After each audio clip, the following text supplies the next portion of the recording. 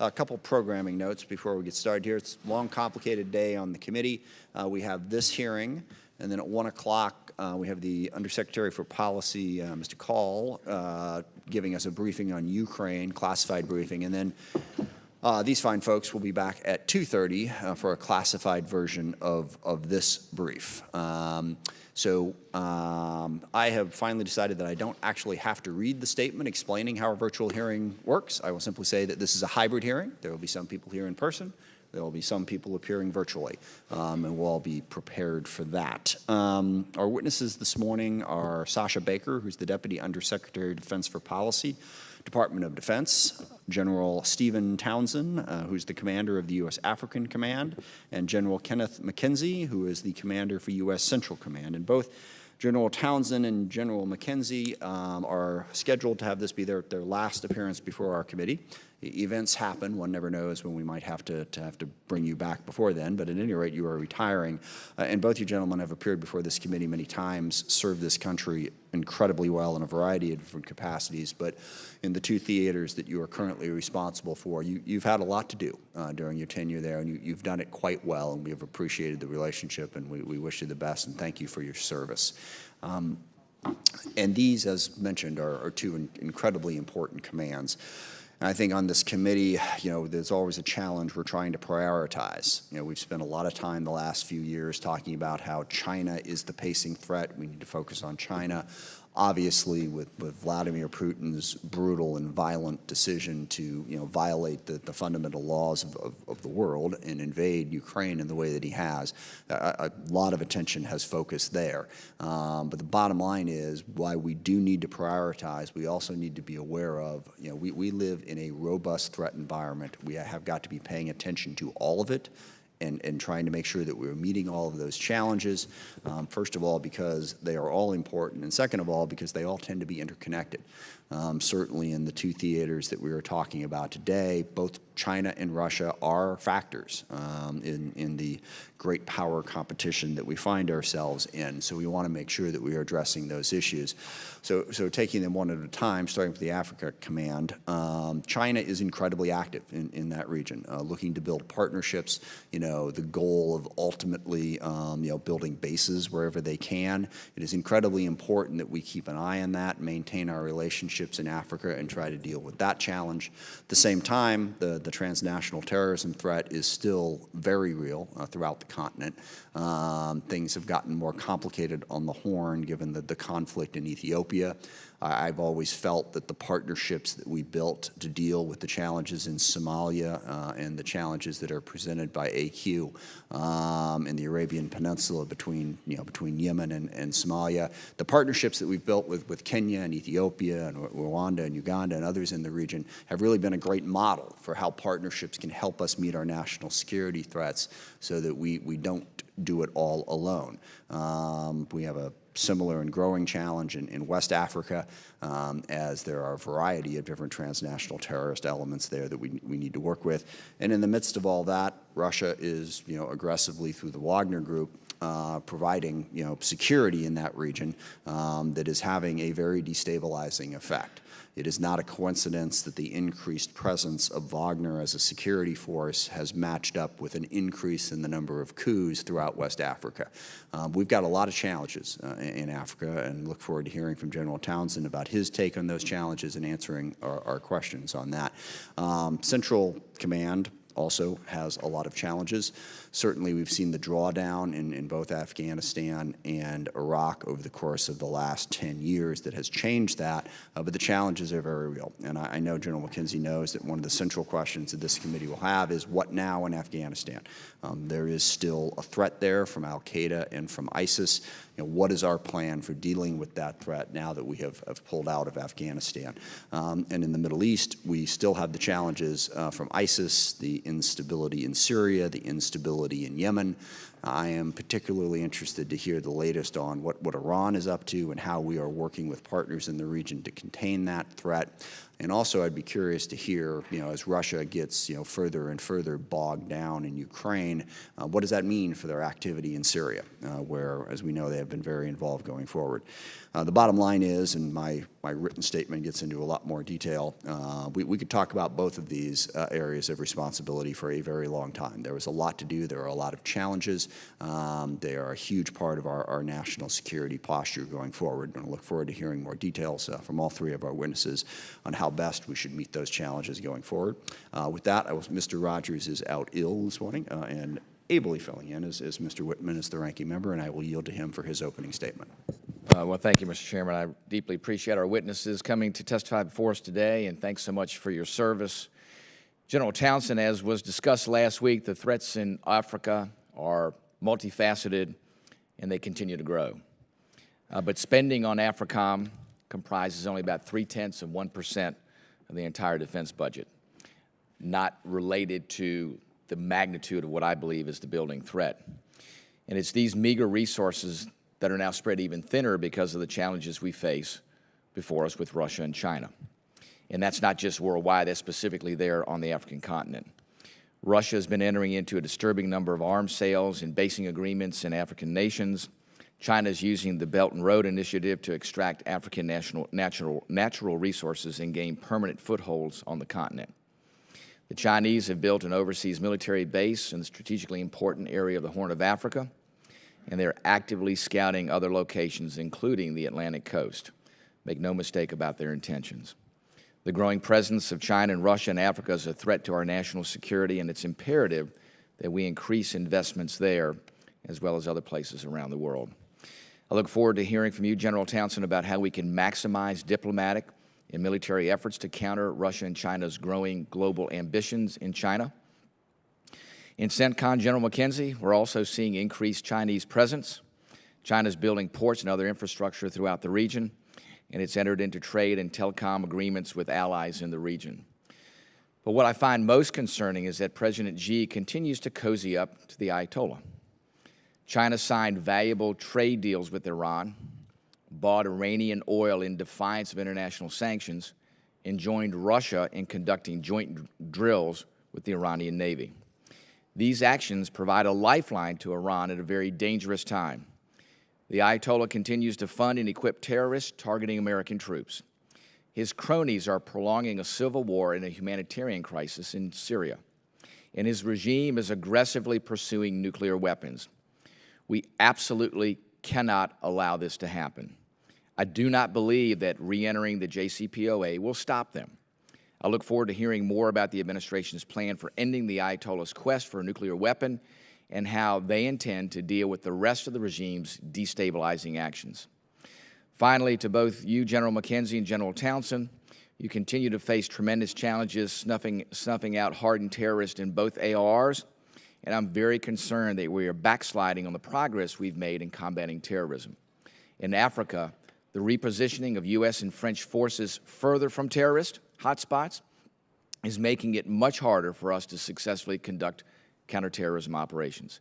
In CENTCOM, President Biden's decision to unilaterally and unconditionally withdraw all U.S. forces from Afghanistan has undermined our national security. As anticipated by nearly everyone except the President, the Taliban has overrun the government, and Afghanistan is reverting back to being a breeding ground for terrorists. The President assures us that this so-called over-the-horizon strategy will prevent that from happening. But this is completely devoid of reality. In the 6 months since the withdrawal, we have not been informed of a single successful over-the-horizon strike. I guess it's possible that al-Qaeda and ISIS-K have thrown down their arms and decided to live in peaceful coexistence with the West. But I fear what's more likely is that we no longer have a good handle on where the terrorists are or what they're doing.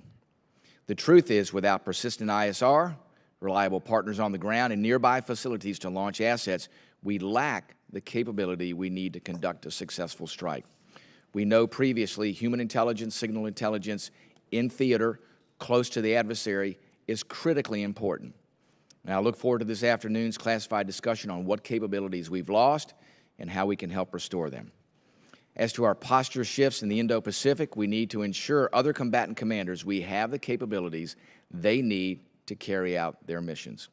We cannot allow for blind spots, especially in your two AORs. Before I wrap up, I'd like to thank both of you for your service, General Townsend, General McKenzie, incredible service to our nation. General McKenzie, I wish you the best in your retirement. Just make sure that you have your number available on speed dial. And again, Mr. Chairman, I thank you, and I yield back. Thank you very much. Ms. Baker, you are recognized for your opening statement. Thank you, Mr. Chairman and Congressman Whitman. Distinguished members of the committee, thank you for inviting me to testify, and I ask that my written statement be entered into the record. For the past year, the Biden administration has placed a priority on revitalizing and expanding the U.S. alliance and partnership architecture. In bringing together our partners' capabilities with our own, the department is building an integrated deterrence framework that we believe creates advantages for ourselves and dilemmas for our adversaries. In the Middle East and Africa, the department builds partnership through an approach that draws on all of our tools to include security cooperation, exercises, defense diplomacy, and force posture. The department's priorities in the Middle East are to defend against Iranian-backed threats, to counter violent extremist organizations, and to deepen cooperation with our partners. We are committed to deterring and defending against threats posed by Iran and its proxies. The department continuously evaluates the appropriate mix of forces to defend U.S. personnel and interests if necessary. In Iraq and Syria, the department is committed to the enduring defeat of ISIS, supporting a broad whole-of-government strategy designed to address the underlying conditions that gave rise to ISIS. In Yemen, our policy objectives are to end the conflict, alleviate humanitarian suffering, and defeat the threat from al-Qaeda in the Arabian Peninsula and ISIS-Yemen. Separately, the department supports the UAE and Saudi Arabia in the defense of their territory and people from cross-border Houthi attacks. The department is committed to deepening cooperation and coordination between the United States, Israel, and partners in the Middle East and Africa. Recent normalization agreements have laid the groundwork for Israel's entrance into the U.S. Central Command, which will in turn, we believe, enhance cooperation in the security sphere. In Afghanistan, our military service members served honorably for 2 decades. Although we have withdrawn U.S. forces, the department continues to advance U.S. interests in Afghanistan. This includes monitoring indicators and warnings for counterterrorism threats against U.S. interests and the U.S. homeland. It also includes supporting the Department of State's efforts to facilitate the departure of American citizens, lawful permanent residents, and our Afghan allies, as well as efforts to alleviate the humanitarian crisis. We continue to support interagency partners in the care and resettlement of Afghan evacuees in the United States. In Central Asia, we are continuing to develop long-term security cooperation programs that are focused on bolstering regional capabilities to help counter a wide range of threats in the region and to the U.S. homeland. In our relationship with Pakistan, counterterrorism remains a focus as violent extremist organizations seek to target our shared interests and destabilize the region. Pakistan has participated robustly in counter-piracy efforts, for example, meant to ensure a free and open maritime transit. In Africa, the department remains focused on countering violent extremist organizations that pose a threat to the U.S. homeland and interests and addressing targeted strategic competition concerns. To those ends, the department is building partnerships that support conflict resolution, improving defense institutions, and attempting to strengthen democratic norms. DoD's training and exercises promote a respect for the law of armed conflict, for civilian oversight of the military, and for human rights. We employ a holistic approach working with our partners across the U.S. government to include state and USAID. We're reviewing all of our deployments to ensure that they are right-sized to balance our near-term challenges with our long-term modernization and readiness requirements. In the Horn of Africa, we remain committed to supporting our AMISOM partners. And in the East and in the Sahel, we're focused on interagency and multilateral efforts to stabilize the region and to improve our counter-VEO efforts.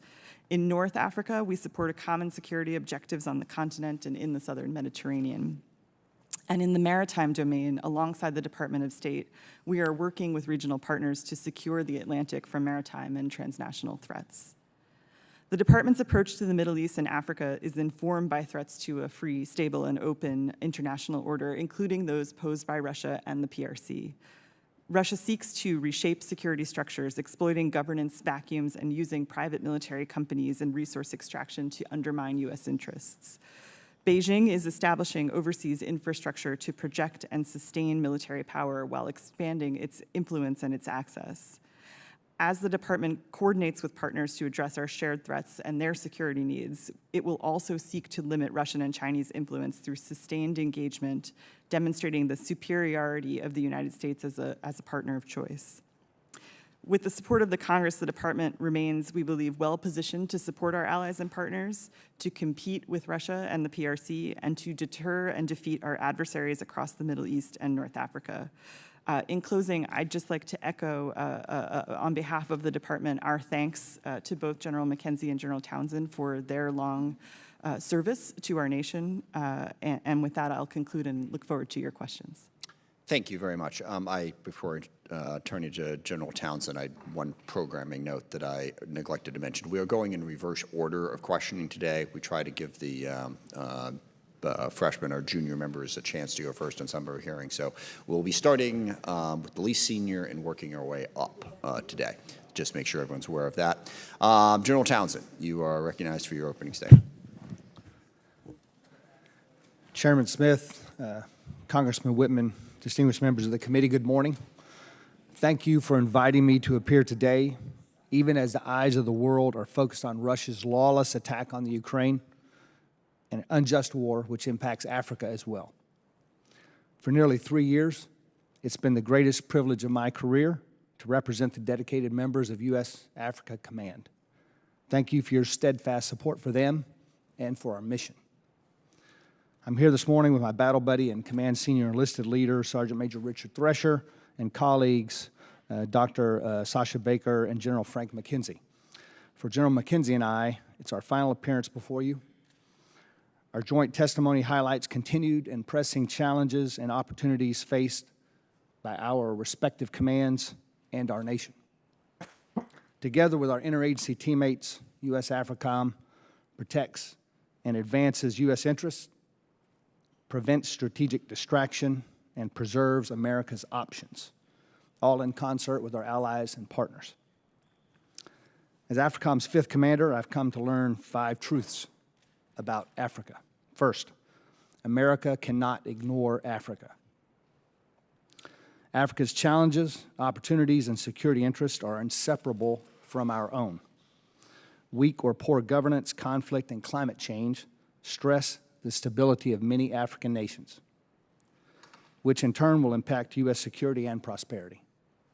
Second, our competitors clearly see Africa's rich potential.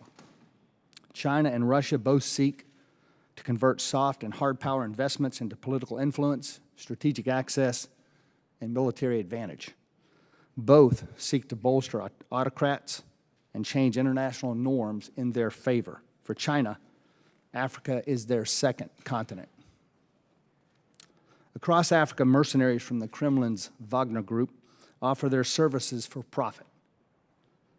Regime protection, resource exploitation, and horrific violence against Africans, just as we see in Ukraine today. Third, deadly terrorism has metastasized to Africa. Al-Qaeda's Al-Shabaab in East Africa and ISIS and Al-Qaeda groups in West Africa and elsewhere are among the world's fastest growing, wealthiest, and deadliest terrorist groups and remain grave and growing threats that aspire to kill Americans both there and in our homeland. Fourth, a battle between democracy and authoritarianism is raging across Africa. Despite a recent surge in democratic backsliding, our values, our democracy, our willingness to work with African partners create a huge demand for U.S. engagement and U.S. partnership. Fifth, in Africa, a few troops and a few bucks still go a long way. Modest and predictable resourcing yields outsized returns for U.S. and African security interests. As an economy of force and posture-limited theater, AFRICOM employs just 0.3% of DoD's operating budget and manpower. Modest investments today can yield a continent of partners tomorrow. We are most effective when we synchronize diplomacy, development, and defense. So we are grateful for your continued leadership and backing to resource our interagency partners at the State Department, USAID, and the intel community. Thanks to the authorities and resources you provide and your continued interest and support in the capabilities that AFRICOM requires to accomplish our mission. In summary, U.S. AFRICOM remains cheap insurance for America's security. Thank you, and I look forward to your questions. Thank you. General McKenzie.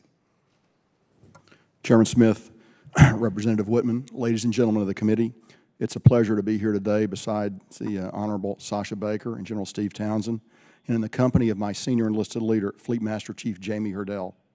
I want to thank you for allowing me this opportunity to testify for the final time regarding U.S. Central Command's posture in an area of responsibility that encompasses 21 nations, 600 million people, and lies at the strategic nexus of the world's most important corridors of trade.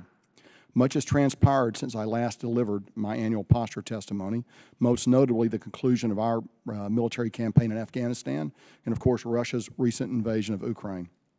America's interests in the central region and the challenges we confront there have proven remarkably resilient. CENTCOM's mission to direct and enable military operations and activities with allies and partners to increase regional stability in support of enduring U.S. interests is essentially unchanged from the day of the command's founding. The primary threats to that security and stability are also very familiar even today. CENTCOM was established nearly 40 years ago to counter the malign influence of a revolutionary regime that had seized power in Tehran, and to compete with a great power that had, in spite of international condemnation, invaded the sovereign state of Afghanistan and imposed a puppet regime. Today, Iran is no less of a threat to American interests or the stability of the region than it was in 1979. To the contrary, the threat posed by Iran is graver than ever. Russia's invasion of Ukraine, moreover, has violently demonstrated its willful disregard for international norms, just as we have seen through Russia's actions in Syria and elsewhere, in fact, anywhere it sees an opportunity to diminish confidence in America's leadership. In a more measured fashion, China is also vying for increased influence at American expense in a region it depends upon for over 40% of its fossil fuels.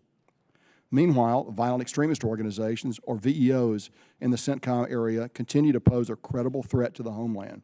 In sum, the central region remains today a vital and volatile arena for strategic competition and the decisive theater in the campaign against VEOs. The campaign to defeat the so-called Islamic State in Iraq and Syria has entered a new phase. As of 1 January of this year, Iraq has assumed sole responsibility for counter-ISIS combat operations on its own soil. In Syria, CENTCOM and its partners are degrading ISIS's ability to regenerate by improving the security of facilities for detained ISIS fighters, as well as for the displaced persons camps where their families and others reside. More than half of this population comes from other countries, and addressing the threat of ISIS in northeast Syria ultimately will require those countries to reclaim and repatriate whatever citizens of theirs remain in these prisons and camps, ending one of the world's worst humanitarian crises and depriving ISIS of what currently is fertile soil for indoctrination and spreading terror. In Afghanistan, our campaign against al-Qaeda and ISIS-Khorasan has also entered a new phase. We are now conducting this campaign from bases over the horizon. As I have said before, this is difficult, but it is not impossible. I should add today that we will be able to do so only so long as CENTCOM has the requisite resources to find, fix, and finish threats to the homeland before those threats develop the capability to conduct external operations. I'm talking specifically about ISR assets and strike platforms.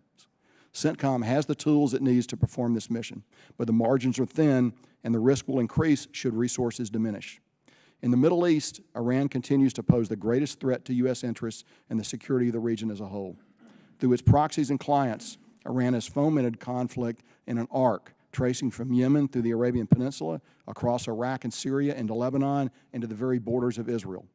Saudi Arabia endures regular attacks from the Houthis, who wield some of the most advanced unmanned aerial systems and cruise missiles in the region, all courtesy of the Iranians. Recently, the Houthis expanded these attacks to include urban centers and bases with U.S. forces in the United Arab Emirates. Tehran also enables its aligned militias in Iraq and Syria to carry on a persistent, low-level campaign of indirect fire and UAS attacks against U.S. and coalition forces, hoping to drive us from the region. Iran's ballistic missile forces constitute an exigent threat to the security of every state in the region, among them our most important and enduring partners. They continue to look to the United States for assurance that we, the historic partner of choice in the region, will remain a reliable one. China and Russia are also watching closely for any sign that America's commitment to the collective security of the region is wavering, and they are poised to capitalize on whatever opportunities emerge. In closing, let me thank you again for this opportunity to testify. I'd also like to thank the soldiers, sailors, Marines, airmen, Coast Guardsmen, and Guardians who have served and sacrificed in the CENTCOM AOR. It has been the greatest honor of my life to serve as their commander. Thank you. Thank you. Just two quick questions. General Townsend, could you walk us through what you think China is doing in Africa? When I had met with you, you gave a pretty good brief, and I know some of it would have to do in the classified session later. But what are they doing in Africa? How does it threaten us, and what are we doing to address it? Thanks for the question, Chairman. There's should be some handouts at your places there that you can refer to. There's a one on China there that depicts what I'll just kind of briefly talk to. They compete with us in Africa. First of all, China has made a decision, a deliberate decision to compete with America in Africa and win that competition. They compete primarily through economic means and diplomatic means. And you can see that there with their Belt and Road Initiative. They are investing everywhere across the continent. We don't actually have to meet that competition in every location head on. We have to pick and choose where we're going to do that. And there are countries where it's important that we do. And the military sphere, you heard in the chairman's opening remarks there that they have their one overseas base in Djibouti. The primary thing that concerns me with China's military competition in Africa is that they are actively seeking a military base on the Atlantic coast of Africa. And for a variety of reasons that I will go to in closed session, that would be bad for America's security. We, as a first priority, we need to deter a Chinese base in the Atlantic coast of Africa. Thank you. And General McKenzie, on just a quick specific question on Yemen. The humanitarian crisis in Yemen continues to be great. The fight has gone back and forth there. I know we have, our envoys there have tried to get to a peace agreement, but are unable to do that. But in terms of getting food, humanitarian assistance, basic supplies into Yemen, we continually hear about the blockade of Yemen, that Saudi Arabia is like leading this effort, blocking the ability of the supplies to get in. Is there more that we could do to free up the ability to get supplies, the basic supplies of food, medical supplies, humanitarian aid into Yemen, and what's really going on in terms of the effort to blockade that by Saudi Arabia or by anybody else? Chairman, you're correct. It is very difficult to get humanitarian aid into Yemen. It's further compounded by the fact that there are distribution problems that the Houthis are associated with once that aid gets in. I would agree that there is more that we could do with our friends in the region to allow more humanitarian aid to enter Yemen, and I would support that action. However, I think the larger problem is the distribution of the aid once it enters Yemen and actually gets out to the people that need it. The UN Special Representative is working that very hard, but that remains, I think, the most significant problem when it comes to distribution of aid to the many hundreds of thousands of people who experience food insecurity in Yemen. But before it gets in, the Saudis in particular are searching ships, blocking ships from getting in because they're afraid that arms are being shipped in. Sure, they are, and they have also allowed aid ships to enter. It's not a perfect solution. It is not a perfect solution, and I acknowledge that. Well, that's something I'd like to continue to work with you on because, as you know, the humanitarian crisis there is extreme. And with that, I will yield to Mr. Whitman for his question. Well, thank you, Mr. Chairman. Again, I want to thank our witnesses. I want to follow up on what the chairman talked about. It's concerning to me not just the dynamic that's happening between Yemen and Saudi Arabia, but the support that Iran is providing to Yemen. That, to me, allows them to do the things that they're doing that are very, very disruptive in that area. As we know, they've looted UN food convoys.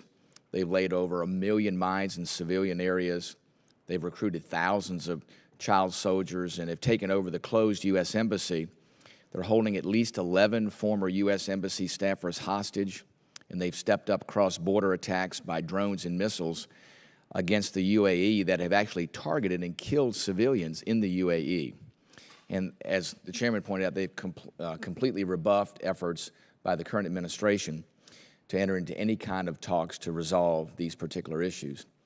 General McKenzie, I want to go to you first and ask, what are your thoughts about what we can do in interrupting the relationship between Iran and the Houthis, which allow them, unfortunately, to continue to keep this unsettled state in Yemen, and that in turn antagonizes the Saudis, and this just continues to escalate? Can you give us your perspective on that?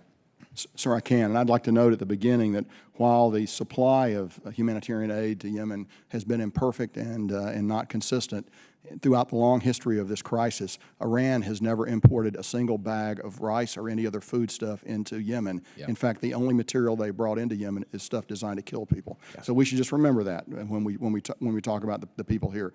Sir, I believe there's an opportunity for a negotiated settlement here. I believe that I believe that the Kingdom of Saudi Arabia and I believe UAE are open to that solution. I believe that the Houthis have an opportunity should they choose to negotiate, but under prompting from their Iranian masters, they have instead chosen to double down. They continue their attacks into Saudi Arabia. As you noted, they have ramped up attacks into UAE in a very disturbing new phase of operations. But I think there is an opportunity here under the UN, under the United Nations, to get to a truce, and a truce would be the best of possible worlds, where we would be able to begin to open Hodeidah, get foodstuffs into Hodeidah, and distribute it under the auspices of someone other than the Houthis and their ability to interfere with it. Can enough pressure be put on Iran and Saudi Arabia to kind of force the Houthis to the table and say, listen, you got to resolve this? I don't believe it's in Iran's interest to end the war in Yemen. I think it's a fairly low-cost war for them. As you noted, it embarrasses Saudi Arabia, it embarrasses UAE, and I think they're actually not motivated to do that right now. I think it is certainly in the Houthis' best interest to cut a deal. So the ball's sort of in their court. They have some opportunities. They need to seize those opportunities because, frankly, sir, I don't think those opportunities are going to be there forever. Yeah, thanks. Let me ask you briefly, too, about the growing threat from ISIS-K in Afghanistan. As we had heard before, by complete withdrawal of forces there, we knew that the risks were going to increase. Obviously, they have. The concern is that that risk is going to extend beyond the borders of Afghanistan, that they'll have an opportunity or a capability to pursue attacks outside of Afghanistan. That is incredibly troubling.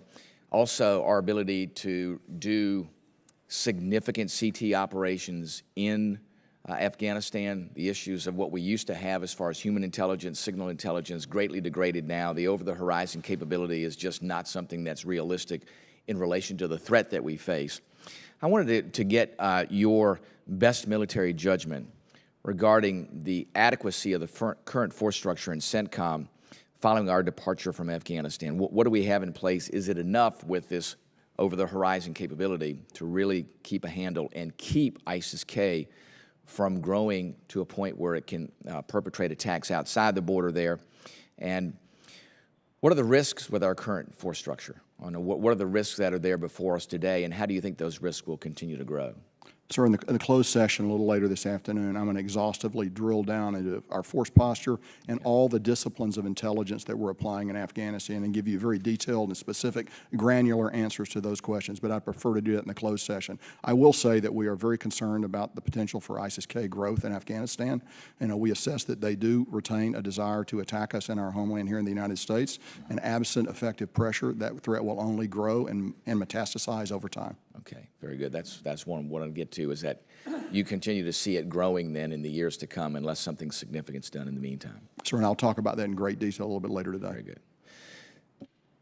Thank you, Mr. Chairman. With that, I yield back. Thank you, Mr. Whitman. In accordance with the chairman's extraordinary procedure today, the chair recognizes Mr. Panetta from California. Thank you. Thank you, Mr. Chairman. I appreciate this opportunity. Just wish I would have had a little more insight as to the order, but thank you very much. That being said, gentlemen, doctor, thank you very much for being here. Appreciate your time, appreciate your testimony. I'm going to focus it down to West Africa, obviously, and more particular in Mali especially. We know that the French came in back in 2013, Operation Barkhane. they had U.S. support. Unfortunately, now the French are leaving. Unfortunately, now there is a void. I don't have confidence in the 15,000 blue hats that are there on the ground to fill that void. I'm very skeptical of the Malian government to actually contract with the Wagner Group as well to do that. I know that we provided support in Operation Barkhane, and maybe this is a conversation we can have later this afternoon. But my question to you is, one, why are the French leaving? Two, who do you see filling that void? Three, why did they contract with the Wagner Group? And if you can go into that a little bit. And then my last question is, does China have a strategy? You have this nice map here that shows their involvement in Africa. Does China have a strategy to deal with the violent extremism in Africa? Thanks, Congressman. First, the French aren't leaving. They are repositioning in West Africa. They are leaving, as you pointed out, They're in Mali. coming to Niger, correct? That's their plan is to go to Niger and Cote d'Ivoire and maybe a few other places. So they are repositioning their forces. You asked the question, why are they leaving? So in our interactions with the French, they had come to the realization that it was time to reset their campaign there and maybe gain new efficiencies. And so they had already made a decision, which the French government had announced, that they were going to reposition, reposture in West Africa. Then we had successive coups in Mali, Right. and Mali, as you know, has invited in Wagner. I think they've invited in, that gets to your second question, why have they invited Wagner in?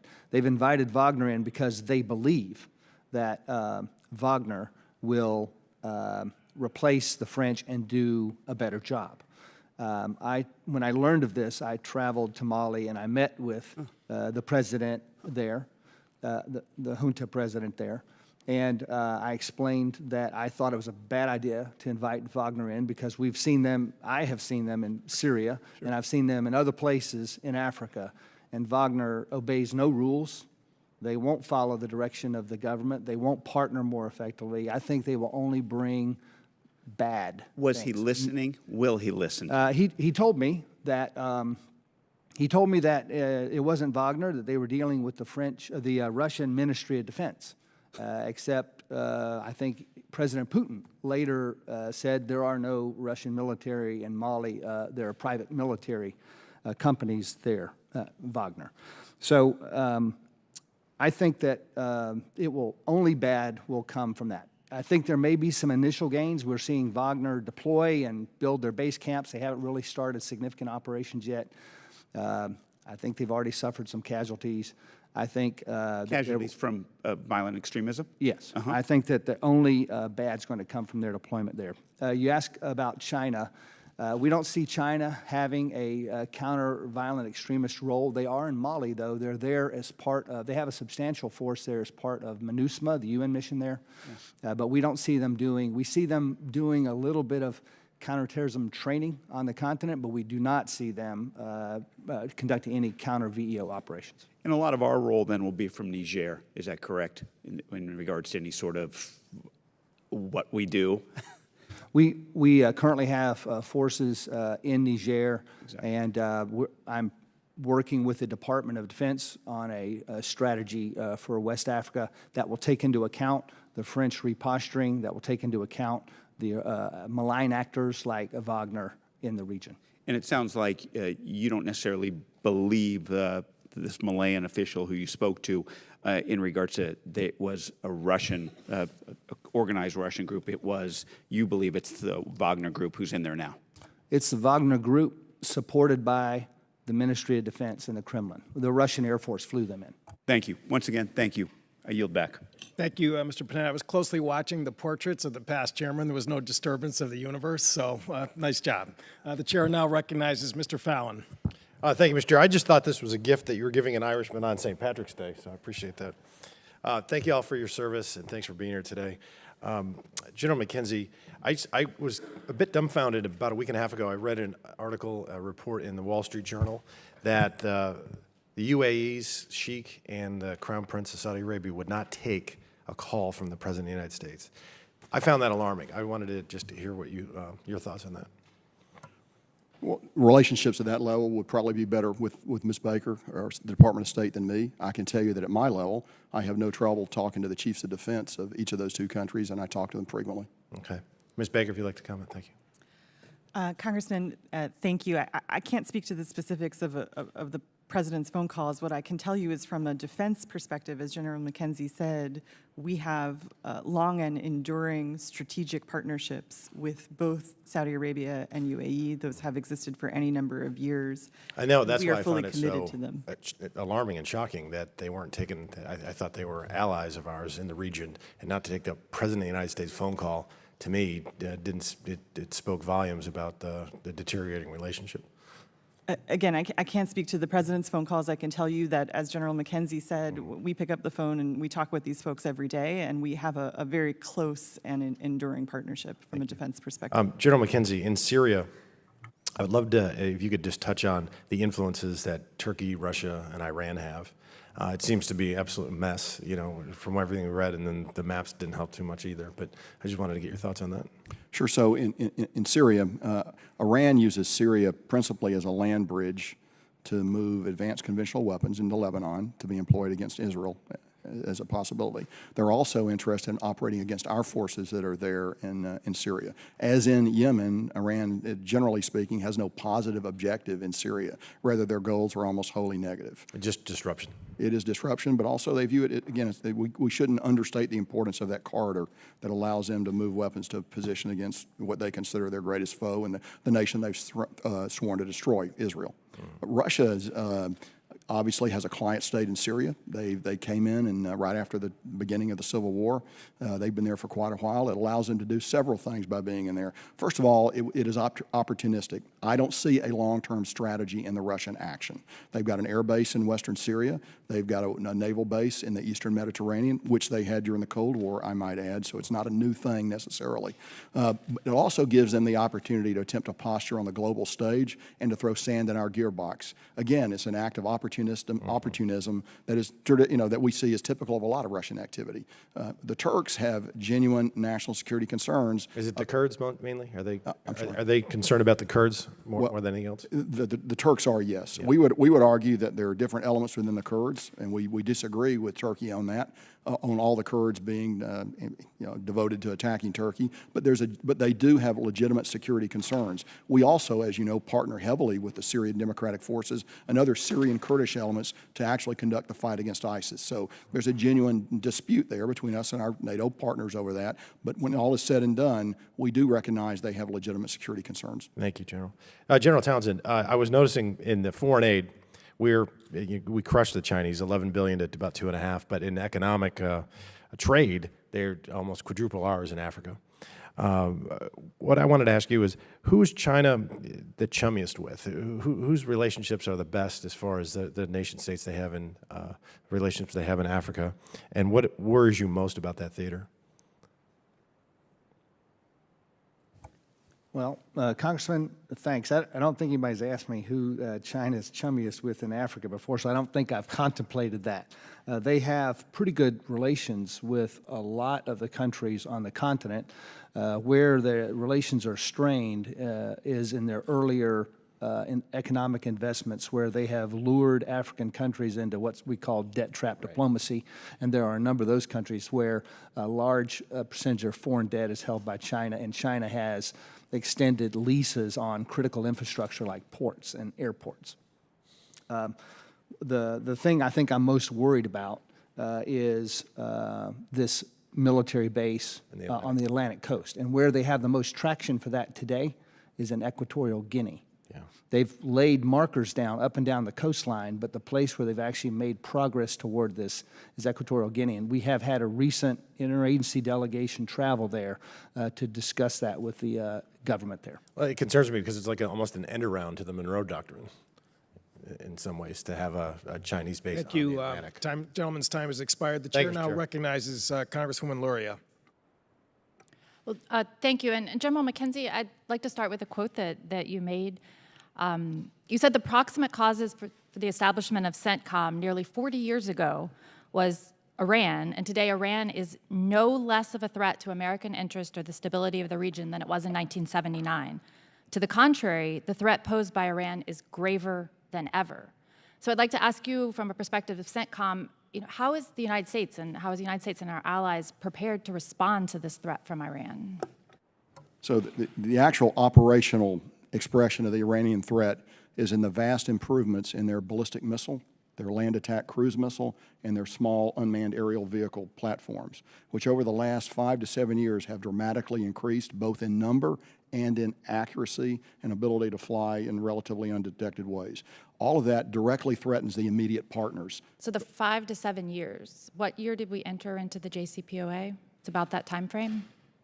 About that time frame, but So I just wanted to shift, and maybe we can have a more thorough conversation on the first part of the question. But so if the United States returns to the JCPOA, what impact do you foresee that having on Iran's regional activities? What impact on the flow of additional resources to the Houthis, to Hezbollah, to Hamas, and their actions in the region against the United States, Israel, and our allies? So I will note, the principal foreign policy objective we have vis-a-vis Iran is for them not to possess a nuclear weapon.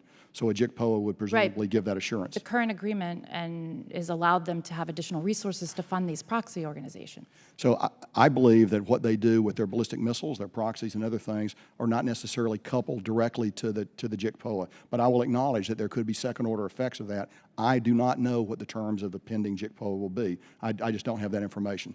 So perhaps I'll turn to Ms. Baker, and I really don't think it's a disputed fact by the fact that we've eased pressure, we've lifted sanctions. Iran has more resources, and those resources are flowing to these proxy groups and terrorist organizations throughout the region. So if a nuclear deal is reached with Iran, I think that it's likely that Tehran will use a significant part of those associated sanctions reliefs to attack Israel and support these terrorist proxies. Are we open to supplying Israel with additional security assistance and other support in light of this potential situation?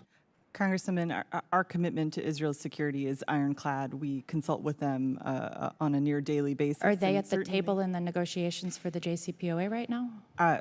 Congresswoman, the department, of course, does not have the lead on those negotiations, but my understanding is the Israelis are not at the table. We do consult with them regularly, and we are in regular conversations about how we can better bolster their security in the region. So if we consult with them regularly, have they expressed concerns over the pending re-entry into the Iran deal? I think this is a subject of active conversation, and I don't know that there's a unified opinion on that. That being said, we are committed to their security. We are committed to giving them the equipment, the capabilities that they need, the QME that we've committed to. Okay, so I'll shift back to General McKenzie, and I wanted to ask, why hasn't there been a more forceful U.S. response to Iran's aggression against our allies and our troops in the region? For example, we just saw this strike this weekend towards Erbil in the vicinity of the U.S. consulate, and Iran directly took responsibility for that strike. Ma'am, I'd like to talk about that in the closed session if I could, and I'll be prepared to go into great detail. I would tell you that I think our response has been measured, balanced. After the strike on UAE by the Houthis, we deployed a 5th-generation fighter squadron to Al Dhafra Air Force Base.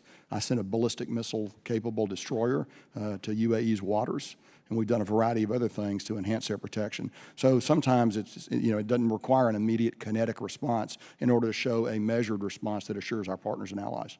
So has our current policy of not having a 1.0 continuous carrier presence in the Gulf, have you seen any change in Iran's activities due to that? And do you think a carrier in the Gulf is essential for a deterrent? And lastly, balancing that versus the need for that asset within the 7th Fleet AOR or for PACOM. Can you? So as I think about deterring Iran, I don't think in terms of individual platforms. I think in terms of the holistic capabilities of the joint force, land-based air, carrier-based air, and so one's up, one's down. We have other uses for those carriers. They can't be everywhere, but we do innovative things. We bring bomber task forces in from the United States. There are a variety of things I can display to ensure the Iranians know that we have the capability to defend ourselves and to punish them if they continue their malign activities. Right. So in your assessment, these shore-based squadrons are providing essentially you as the combatant commander the same equivalent capability as a deterrent? Yes, and other capabilities as well beyond that. Okay, thank you. I yield back. Thank you. Mrs. McClain is recognized for 5 minutes. Thank you, Mr. Chairman. I just want to perhaps I didn't hear that correctly, so I'll apologize in advance. Did I hear you say that Israel doesn't have an opinion or a position on the JCPOA? No, ma'am.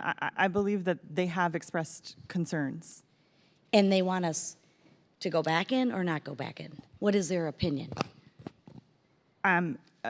Congresswoman, I think it's a complex situation. I'm not sure that there is a unified point of view. That's interesting, because when I was in Israel, it was clearly unified. So I'm just, We've heard Israel's concerns about the JCPOA loud and clear. I want to acknowledge I just want to make that. sure I understood that, because I didn't catch that. What we've committed to in response is to the ongoing conversation we have about ensuring Israel's QME, its security. That was the case before the JCPOA. It's the case during when we were in the JCPOA, and it will continue. But to be clear, they do have a response, they do have an opinion, they do have a position, and we are clearly aware of what that position is. Congresswoman, that's my understanding, yes. Thank you. Thank you. I just wanted to clear that up. Thank you all for being here. General McKinsey, the DoD Inspector General, in a recent report stated that Iran and Iran-aligned militias continue to have strong ties to some elements of Iraq's traditional security forces, especially pointing out that Iraq's federal police under the Ministry of Interior. My question is this, does the department or any agency of the U.S. government to continue to provide assistance for Iraq's federal police and Ministry of the Interior? Do we provide funds to them? Congresswoman, I'll have to take that one for the record. I'll come back with a precise answer to that question. Okay, thank you. My next question is, just this weekend, Iran directly launched missiles in the vicinity of our consulate, right, in Erbil, Kurdistan. I'm trying to understand this and come to grips with this, is how can we justify using taxpayer dollars to go to a police force that supports that, or dollars to support that? I'll go into more detail in the closed session, but I can tell you that they were not targeting us with those strikes. I think I want to believe you. I think the American people want to believe you. I'm just not much for coincidences. It's scary when you're on the outside looking in. So I look forward to the briefing to make us feel a little bit better about that. Certainly. And then my second question is, are you familiar, obviously, with the Badr Corps? I am. Okay. My question is, do you believe that that organization is best described as a terrorist organization? It has. Let me come back to you on that. If you want to, let me put it better. I prefer to answer that in the closed session if I can, and I'll be prepared to do that. With that, I yield back.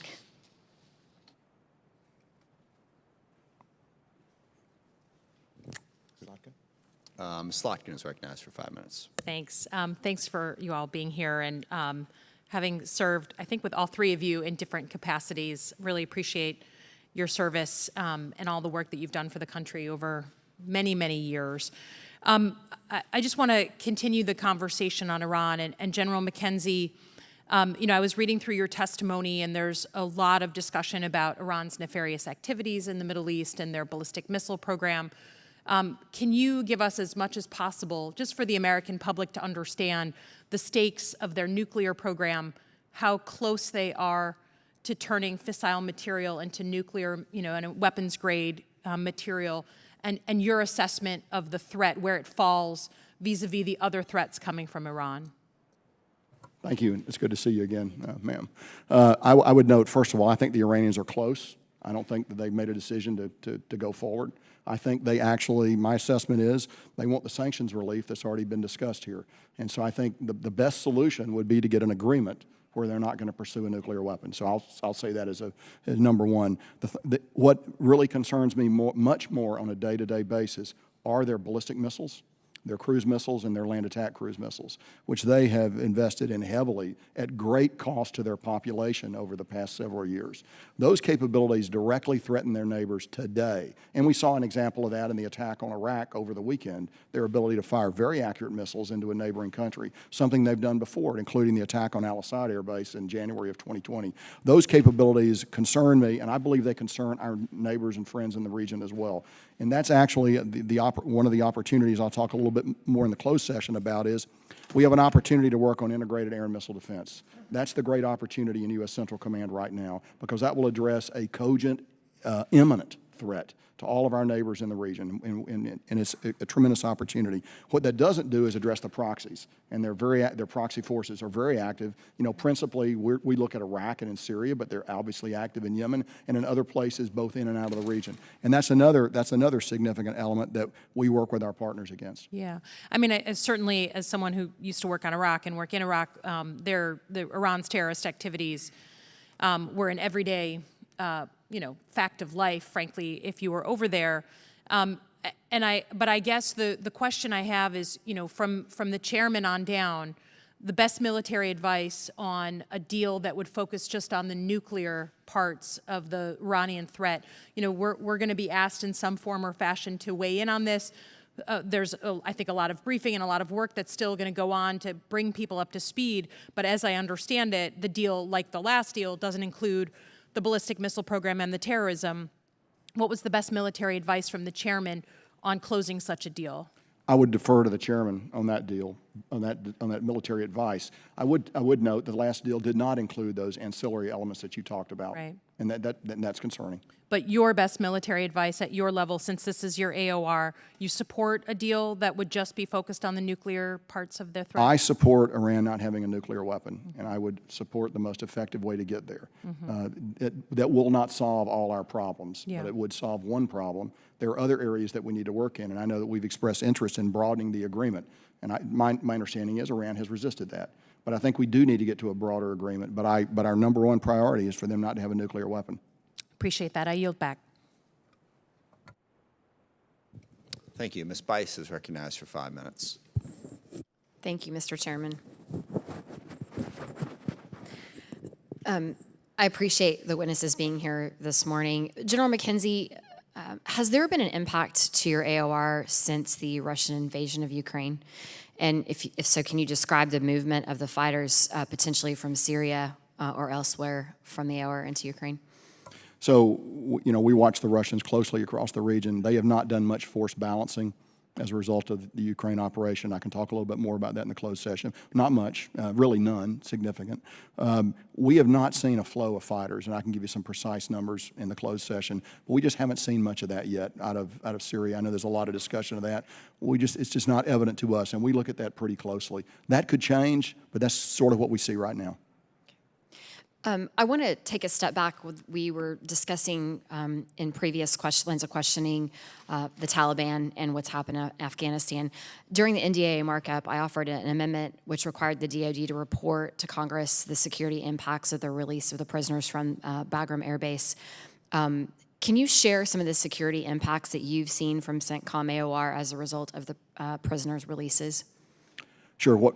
The release of the prisoners from Bagram, Parwan, and Policharki, which the Taliban overran on or about the 13th through the 15th of August, first of all, injected about 1,000 ISIS fighters back into the battle space of Afghanistan, and that rejuvenated ISIS-K, and I believe the Taliban are going to grow to reject that or to regret the decision to release those prisoners. It also released thousands of Taliban fighters and others who returned to the Taliban. But I think that their action, short-sighted, actually has had a profoundly negative effect on conditions inside Afghanistan.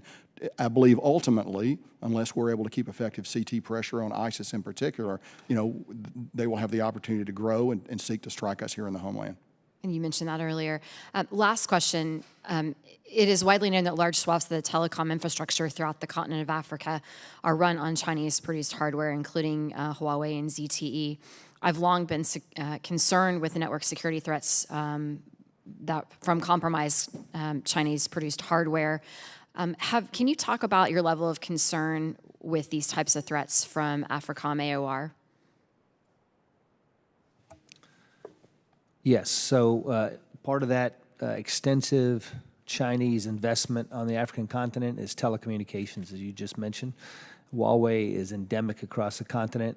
They're building smart cities, safe cities, which are going to make connect everything in those cities, and it will report back to Beijing. Usually, it reports back to Beijing before it reports to the host nation's capital. So that's a fairly significant threat that I don't think we truly understand the implications of, and we won't till sometime in the future. Do you think our allies are aware of that? Yes, I believe that they are, but at the same time, they're wanting to pull their countries into the modern world, and so China is offering very lucrative technologies that they probably wouldn't be able to access otherwise. And so I think they're going into it mostly with eyes open. Do you think there's any effective response that the U.S. could have to this type of coercion, if you will? I think probably, and I'll defer to Ms. Baker, but I think probably having an economical alternative, right? Some competitive alternatives on the economic side in the free market is probably the best alternative. I love the word free market, General. Are we too far down the path, though, with the amount of equipment that's been installed in Africa to really impact in a positive way the continent? No, I don't believe that we are. Okay. In the countries and the safe cities that are already being established, yes, but elsewhere, I don't believe that we are. Ms. Baker? Congressman, if I could just add to that, I think our strategy as it relates to the telecommunications infrastructure and the China challenge is twofold. The first is, as General Townsend said, is we are trying to make sure that partners and allies in the region, not only in AFRICOM, but globally, have the information that we see about the threat that this poses to their infrastructure and the potential vulnerabilities that it will introduce into their system. So that's part one, is sort of an educational aspect. We're also, and this is not a Department of Defense lead, but as an administration, looking at technological solutions that would allow some of these countries to get after that telecommunications capability that they're so desperate to get, but in a way that's safer. Gentlewoman's time has expired. Ms. Murphy is recognized for 5 minutes. Thank you, Mr. Chairman. One of the areas that I've had some concerns about is Iran's both direct and through proxies influence in Syria and Lebanon. And in fact, I was able to secure provision in the fiscal year 2020 Intelligence Authorization Act to ask the DNI to, report to us a bit about those efforts by Iran and how those efforts might impact U.S. interests and our allies, including Israel. I was wondering if you all could provide me with a bit of an update on Iran's efforts to expand its influence in Syria and Lebanon. Yes, ma'am. I'll begin with Lebanon. As I spoke a little bit earlier, Iran sees Lebanon as the terminus of a land bridge to the Mediterranean that gives them a perch from which they can launch attacks on Israel. So their interest in Lebanon is wholly transactional and is limited to that. Now, they exercise influence in Lebanon through Lebanese Hezbollah, LH, a shadow organization that we recognize has penetrated many aspects of Lebanese society, but then again doesn't actually do much for the Lebanese. Our response to that is, at my level, at the mill-to-mill level, despite the many other things we're doing for the government of Lebanon writ large, is we work very hard to sustain the Lebanese armed forces as the single military representative of the properly constituted government of Lebanon. It is not a perfect relationship, but I believe in the long term, our best solution and the strategy that we follow is to assist that armed force. I speak to the Chief of Defense of Lebanon frequently, and I believe that they remain our best opportunity to balance the other nefarious actors that are in Lebanon. If we turn to Syria, again, Iran's interest in Syria, wholly transactional, wholly negative. It is the sort of middle part of the land bridge that allows them to get into Israel. It also serves as a staging place for potential attacks against Israel, and it allows them also to stage for operations inside Iraq, which is a long-term focus of Syrian foreign policy and military strategy. Great, thank you. And then just shifting a little bit, the Wall Street Journal reported yesterday that Saudi Arabia is considering accepting the Chinese yuan as payment for oil exports, which currently only accepts US dollars. This is following up on news that Saudi Arabia had invited the Chinese president to visit the kingdom on an official trip. I think when I think about the prospect of a growing Saudi-Chinese relationship, it's a little concerning, especially given the historical partnership between the United States and the kingdom. What's your assessment of current Saudi-Chinese relations and the impact that it could have on the United States relationship as well as our influence in the region? Ma'am, I can only talk really in my lane at the mill-to-mill level, but I will note that I have a good relationship with the Saudi Chief of Defense. We talk frequently. It is my belief that we remain the preferred partner of choice for the Kingdom of Saudi Arabia. They want our equipment, and they want more than our equipment, which is demonstrably the best available. They want the training, the education, all the things that come with a partnership with America. As for outreach to the Chinese and what they might do with oil sales there, probably not my lane to answer. I'll defer to Ms. Baker on that. Yeah, I mean, I agree completely with everything that General McKenzie has said. The only thing I'd add, perhaps by way of context, it's clear to us, I think, that strategic competition has come to the Middle East and perhaps has been there for quite some time. And so we do see China and Russia, but particularly China, looking for economic and other inroads with some of our partners and allies. As General McKenzie said, from a defense perspective, we believe that those relationships are strong, that we remain the partner of choice, and that there are things that we bring to the table and that we're offering to partners and allies in the region that, frankly, China and others can't match. Thank you, and I yield back. Mr. Waltz is recognized for 5 minutes. Thank you, Mr. Chairman. General McKenzie, thank you again for your service to this great nation and Semper Fi. I just have a pretty straightforward question for you on Afghanistan. Just given how the withdrawal, not the 20 years, not the mistakes that we've made, but given how this withdrawal was conducted, which I think most would say was a bit of a debacle. Any regrets? I think the end game for Afghanistan that played out in the summer of 2021, those events didn't begin in the spring of 2021 or the summer of 2021. You've got to look all the way back for that. Certainly, I regret that we no longer have the ability to be as effective as we would like to be on the ground in Afghanistan in the CT mission. We're doing that over the horizon. As I've said, it's much harder to do that over the horizon, and I'll talk in great detail about that in the closed session. So I certainly regret that we no longer have that opportunity. I've spoken with a number of the 13 Gold Star families who are now without their loved ones because of an ISIS fighter, suicide bomber that was released from Bagram prison just weeks before. I just received notes from Afghan women who served in the military alongside us that are being hunted down right now with the database that we left behind, with the payroll database. No regrets there? No, nothing we could have done differently in terms of how we exited? I think you go back to the basic strategic decision that we were leaving, and everything else flows from that basic strategic decision that we're going to leave, and we're going to leave completely, and everything flows from that. And was that the right decision, in your view?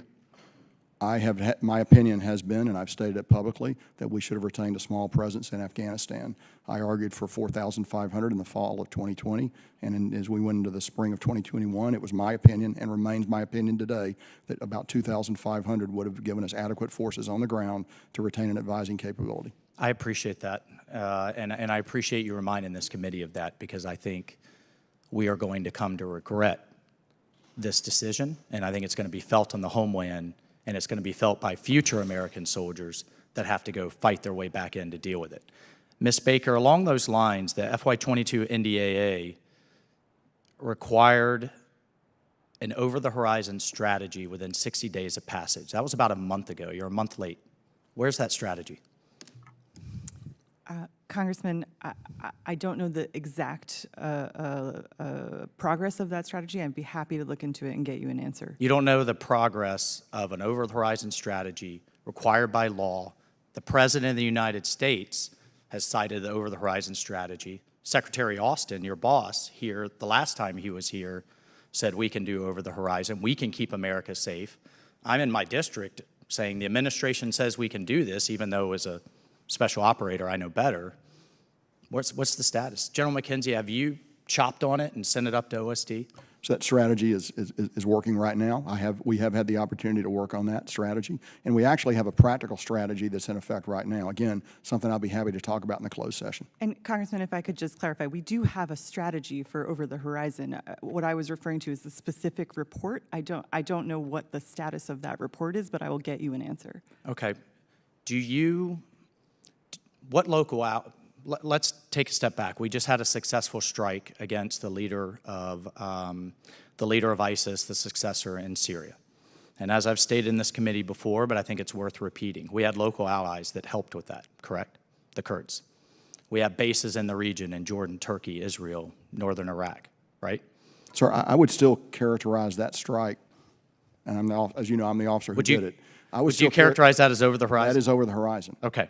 I would characterize that as over the horizon. Let's look at the map again. Do we have any bases in any neighboring country in Afghanistan? No, the difference is, as you note, the distances are far greater going into Afghanistan. Conceptually, it's the same thing. The distances are greater, the risk will be higher, and you're well aware of that, sir. Right. Are we still reliant on Pakistan for overflight of our ISR assets? There's no other way to get into Afghanistan for me right now. Pakistan has historically supported the Taliban, correct? They have also supported us. The airline of communication is a direct reflect of Pakistan's support of us. But it's a bit like asking the arsonist for access for the fire department to put out the fire should the homeland be threatened again. We are reliant, just to be clear, we are reliant on Pakistan for that overflight. Otherwise, we got to fight our way in. We are relying on Pakistan, but as you know, we always reserve the right to defend ourselves anywhere in the world. Thank you, Mr. Chairman. I yield. Thank you. Mr. Crow is recognized for 5 minutes. Thank you, Mr. Chairman, and thank you to all of you for your service to the country and for coming in, and particularly General Townsend and General McKenzie in your last appearance here before the committee. I applaud you for your long and honorable service to the country. General McKenzie, I understand very deeply that decisions are made here in Washington and strategic decisions are made and the military has to carry it out, and I want to thank you for your service and candor before this committee and the American people on Afghanistan and related issues. And General Townsend, as much as I want to start with you as a fellow Ranger, I'm actually going to start and direct my comments to Ms. Baker. Ms. Baker, what is the timeline for the National Defense Strategy? When can we expect to have that released by the administration? Congressman, I can't provide you with a specific date. I can tell you that it is in final coordination, and we are hopeful to get it over to you all and out to the public very soon. Okay, and is that been held up because of the recent events in Ukraine? Congressman, I think it's only appropriate for us to take a look at what's happened in Ukraine and make sure that we're reflecting that in the strategy. I will say that the NDS, as it's been developed over the course of the last year, we believe is very resilient to current events and in fact, continues to sort of, the bones of it are going to remain unchanged. I can certainly appreciate that, and appreciate that you are taking into account some of the current events as well that have changed the landscape a bit. Focusing in on Africa, you know, we have this notion, this proclivity to kind of look at China as 10 feet tall sometimes, and certainly they're making big investments, and it would be a mistake for us to underestimate them. But they're also making a lot of mistakes, right? And the use of Chinese labor, predatory economics. There's a lot of disenchantment that's growing within Africa in some places. So they certainly have their weak points. And we have our strengths. One of our strengths is the fact that we have a larger value proposition. We can bring to the table economic, humanitarian, our moral authority, a lot of things. How would you classify, very briefly, what is the elevator pitch for what is U.S.'s strategy in Africa? How would you explain our strategic posture in Africa and our goals? Congressman, I'd invite General Townsend to add to this. I think we have 3 goals in Africa right now. One is counter VEO, and we do that by, with, and through our partners. The second is to that same point, we are working to strengthen those partnerships and strengthen. Well, those are, I don't mean to interrupt, those are things to do, those are tasks, enablers. what is our overarching goal? How do we want to be known in Africa, and how would you classify our engagement? Congressman, I certainly think that our goal in Africa is to be the continent's strategic partner of choice. Okay. So with that in mind, from your perch at DOD, and U.S. government often has silos, right? You know, State Department has their silo in their lane, DOD, USAID. If our value proposition is to coordinate all of that and bring that all to bear in a way that our force multiplies each of those elements, how can we better do that, and what are the impediments to achieving that right now? Congressman, I think we're always working to break down those silos, as you well know from your time in uniform. I will say, I think, and General Townsend, again, can jump in here, but it works better in the AFRICOM AOR. The integration of our defense, diplomacy, and development efforts, the fact that General Townsend has folks from USAID and state sitting right beside him at his headquarters. So I think we've made a lot of progress in AFRICOM, and frankly, there are things we can learn from AFRICOM and apply to other COCOMs. So I think she's got our strategic goal exactly right. We want to be the strategic partner of choice. That translates into sustained U.S. access and influence on the continent. And that will come in handy in a million ways that we can't even foresee today. Regarding the integration of, the breaking down of the silos, we try really hard to do that every day in AFRICOM. Dr. Baker's mentioned the fact that we have a 3D command built that way, purpose built that way from the start. One of my most senior leaders is a senior State Department ambassador. I've got a senior development advisor from USAID. We look at everything through that 3D lens every day to be the strategic partner of choice and maintain U.S. access and influence. Thank you. I appreciate everyone's hard work. I yield back. Thank you. Just programming note, as I mentioned, at 1 o'clock we will have a classified brief upstairs on Ukraine. So we'll be concluding this at 12:45 to give the committee and everyone time to sort of move up and get settled. So we'll wrap this open hearing up at 12:45. Then of course we'll be seeing all of these folks again at 2:30 for the classified portion of it. Mr. Bergman is recognized for 5 minutes. Thank you, Mr. Chairman. General McKenzie, General Townsend, thank you for your decades of leadership. It takes leadership to do what we need to do. Ms. Baker, General McKenzie, let me lay out a scenario for you. Under the 2015 JCPOA, Russia removed all excess low-enriched uranium and nuclear materials from Iran. If a similar requirement exists in a New Deal, and if Iran subsequently believes the agreement has been violated or that it has not received the promised sanctions relief, could Russia be in a position to return enriched uranium to Iran? In essence, would that potentially put Vladimir Putin in the position of being the de facto judge of compliance with the new agreement?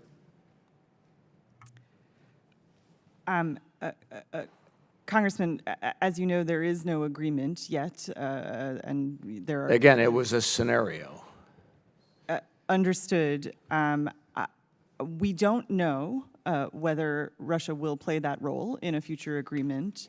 Certainly, in whatever agreement is reached, if an agreement is reached, we would seek to pressure test it against any kind of interference of that kind from the Russians. To this point, we have not seen any indication, though, that they intend to act in that way. Okay. General McKenzie, in an unclass way, given the ongoing need to deploy U.S. air defenses to Europe, how do you assess the United States' ability to deploy and/or sustain similar systems in the Middle East as a stopgap to help defend our Gulf allies, or at least until they are much better able to defend themselves? So over the last few years, we have worked closely with our Gulf allies to expand their ability to defend themselves. And in fact, some of those countries have very significant air defense inventories. Saudi Arabia has over 20 Patriot batteries. UAE has a number of Patriot batteries as well. And as you know, UAE actually possesses THAAD, the high-altitude system, which was tested successfully just last month. So we work, the way that we actually accommodate the basic fact of life that we don't have enough U.S. Patriots to service all of our needs globally is through enhanced cooperation with our allies. We're still there. We still have Patriots in the theater. We still work with them. But what you do is you try to think about the way nations can cooperate with each other, and I'll talk a little bit more about that in the closed session. But there is a path forward. And really, the countries in the region are the ones that are directly threatened by the Iranian threat. They are focused, I believe, in a way they have never been focused before by the imminence of that threat. The fact that the quality and number of the Iranian missiles and LACMs and land attack cruise missiles and UAVs is very concerning to them. So there's a real convergence of interest on the part of our partners now. Okay, and basically, I think my next question is going to be best answered in the closed classified session about the engagement with our partners. You kind of alluded to that in the preparation and the training and the cooperation to confront and deter a nuclear Iran should that possibility become a potential reality. So with that, Mr. Chairman, I'll yield back and save my questions for the classified session. Thank you. Mr. Carbajal is recognized for 5 minutes. Thank you, Mr. Chair. And General Townsend and General McKenzie, thank you for your many years of service to our country. I say that with great gratitude for the American people. We're lucky to have had you in your posts. And thank you, Secretary Baker, for your service now. General McKenzie, I applaud the department's commitment to improve its policy in order to better protect civilians, especially with Secretary Austin's new memorandum entitled Improving Civilian Harm Mitigation and Response. As we have seen several times just in this year alone, the U.S. tragically can get it wrong sometimes. With this new memorandum from the Secretary, including standing up a Civilian Protection Center for Excellence and issuing a forthcoming Civilian Harm Mitigation and Response Action Plan, how do you believe this directive will impact the AOR's operations going forward? Sir, thank you for the question. I'd like to begin by saying nobody wearing this uniform ever wants to kill an innocent civilian. Nobody ever wants to do that. There's nothing that is more completely antithetical from the way we operate. We have made mistakes, and we have killed innocent civilians, and we acknowledge that, and we're going to do everything we can to get better and narrow that gap between our ideals and our actions. I would tell you, with Secretary Austin, it is much more than a memorandum. It is the energy he has brought to the problem. I have several officers that are full-time committed to a study that's going on right now that will form the basis for future actions.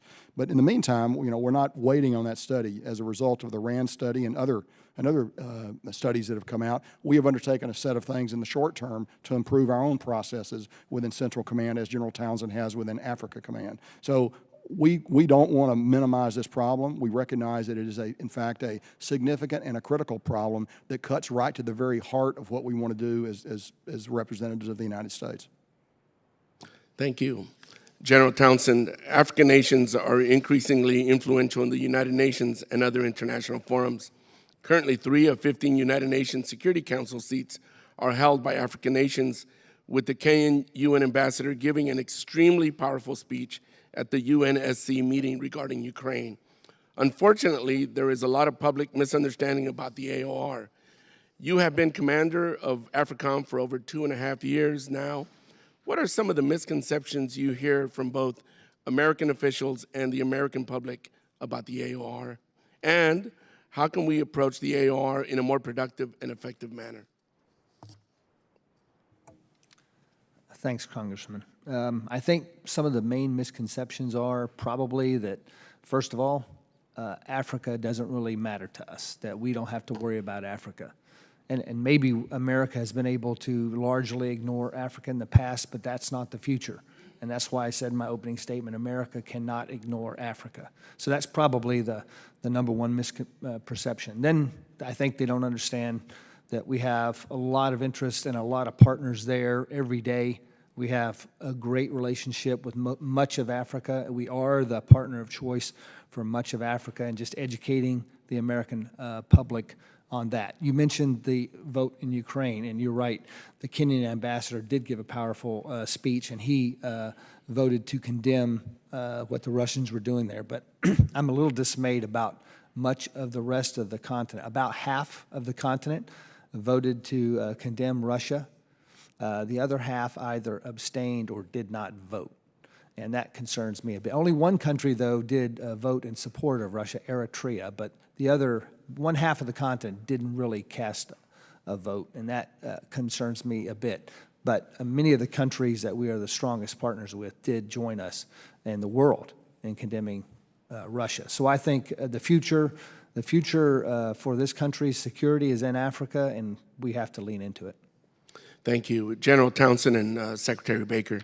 Around the world, violent extremism has been a very difficult problem to address, in particular in the AFRICOM AOR.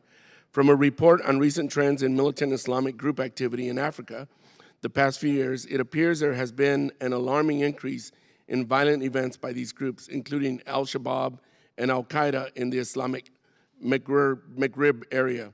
What is the biggest impediment to being able to better address these threats? Do you think the U.S. needs to amend our strategy in the AOR?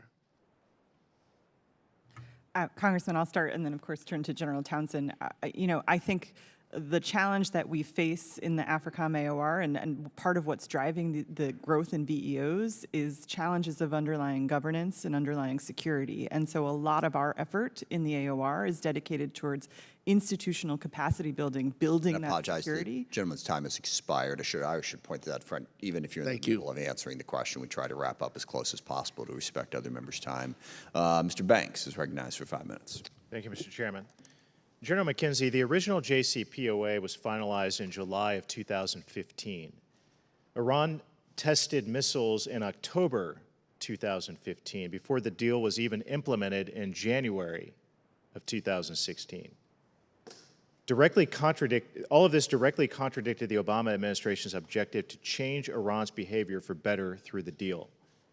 Then, after the implementation of the JCPOA in January 2016, Iran tested missiles again in March of 2016.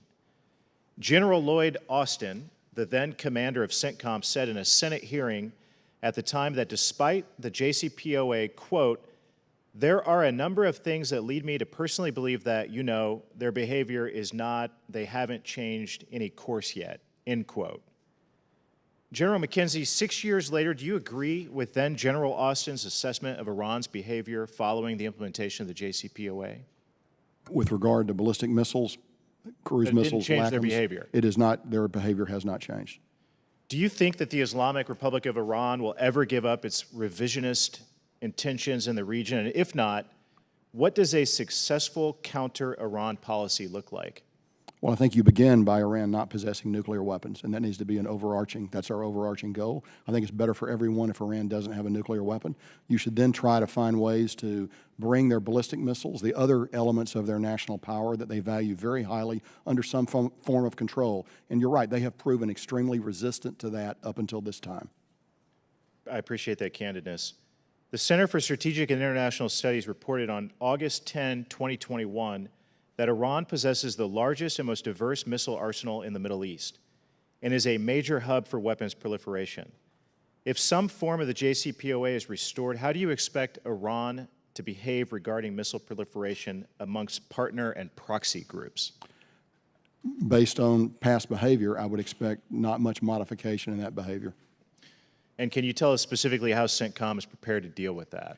So we work to prevent their successful attacks by working with our partners for integrated air and missile defense across the theater, by enhancing the capabilities of all our partners' air defenses in effect, and that's the best way to do it. I would also argue that Iran knows that if they strike us, we're prepared to respond very powerfully if need be. So we attempt to achieve deterrence. And that has largely worked over the past couple of years.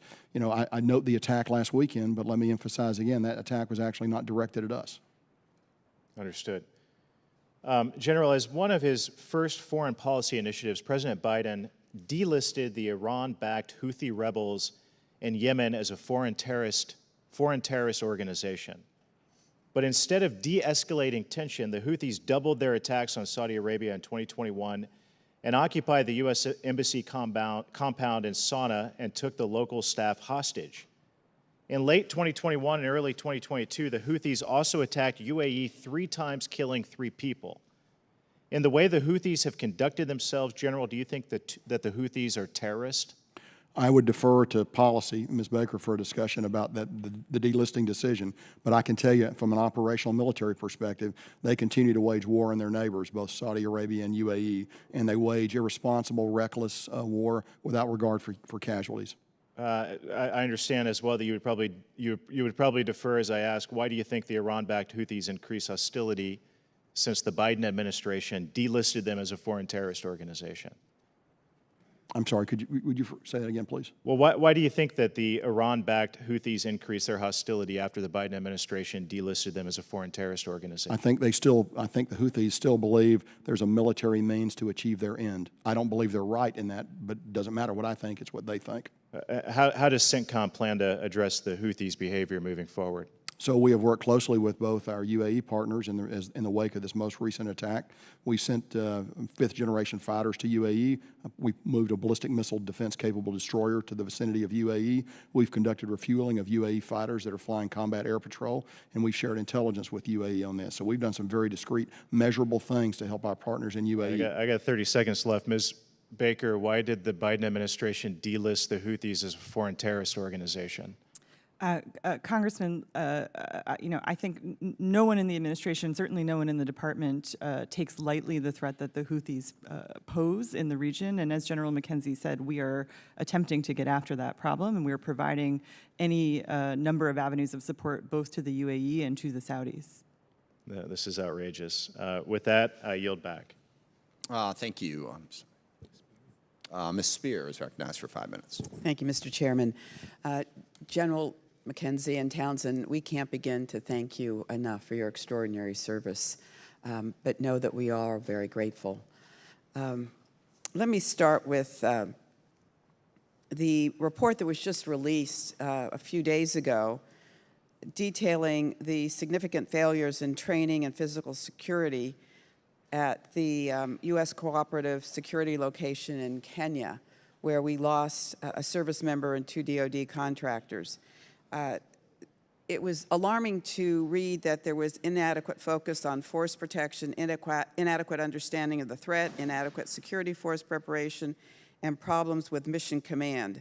What has that taught us in terms of looking at other cooperative facilities in Africa as to our responsibility to harden them in terms of security? Thanks, ma'am. Well, first, let me say we certainly regret the loss of the lives of our 3 Americans there at Manda Bay. We've studied this situation in great detail over the last 2 years and have applied the lessons learned across the African continent. All the things you mentioned that are in that report were all true, regretfully so. I think they stem back to incorrect threat assessments. So when commanders and leaders look at threat assessments, that's their first understanding, and that can lead them down the wrong path. So are you saying now that all of our facilities in Africa have been hardened and have greater protection, or do we have some areas where we need to do more, and should you alert us to those? All of our facilities have been improved since the attack at Manda Bay. We applied those lessons across all of them. However, we do have to continue that work. We've got to improve our foxhole every day. That work continues, and we do have requirements in that area. All right, thank you. Ms. Baker, in the NDA last year, an amendment that I authored to request the status of Afghan women and girls since the Taliban takeover was due March 1st. We haven't received it. When will we receive that? Congresswoman, I don't know the status of that specific report, but I would be glad to look into it and make sure we get it to you. All right.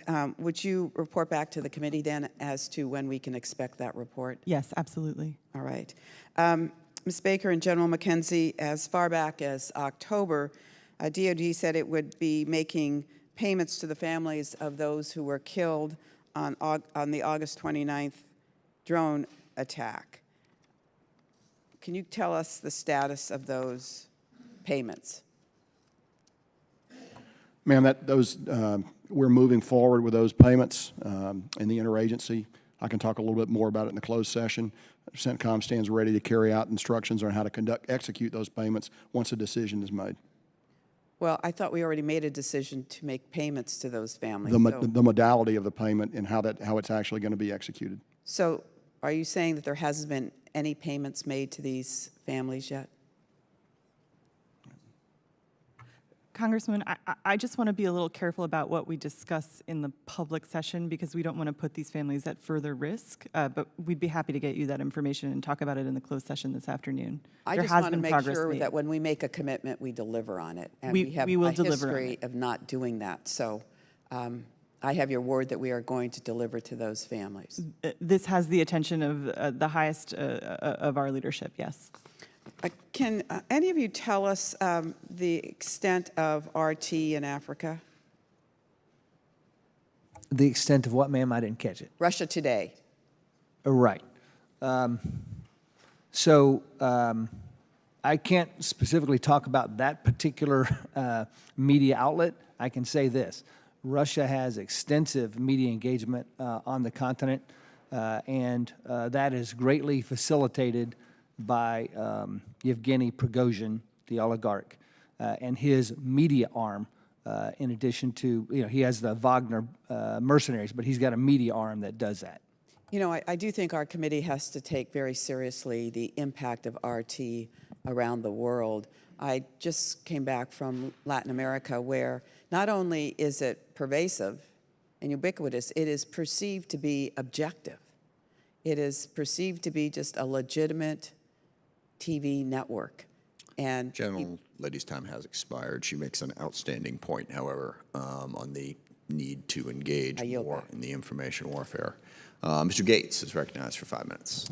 Thank you, Mr. Chairman. I completely concur with my colleague regarding the risk that RT poses, and it seems to appear more legitimate and objective when members of Congress go on RT. And so I associate myself with the gentlelady's comments, and perhaps she could share them with the gentleman from California who chairs the Intelligence Committee, who I've seen on RT, talking about legislation, giving him credibility.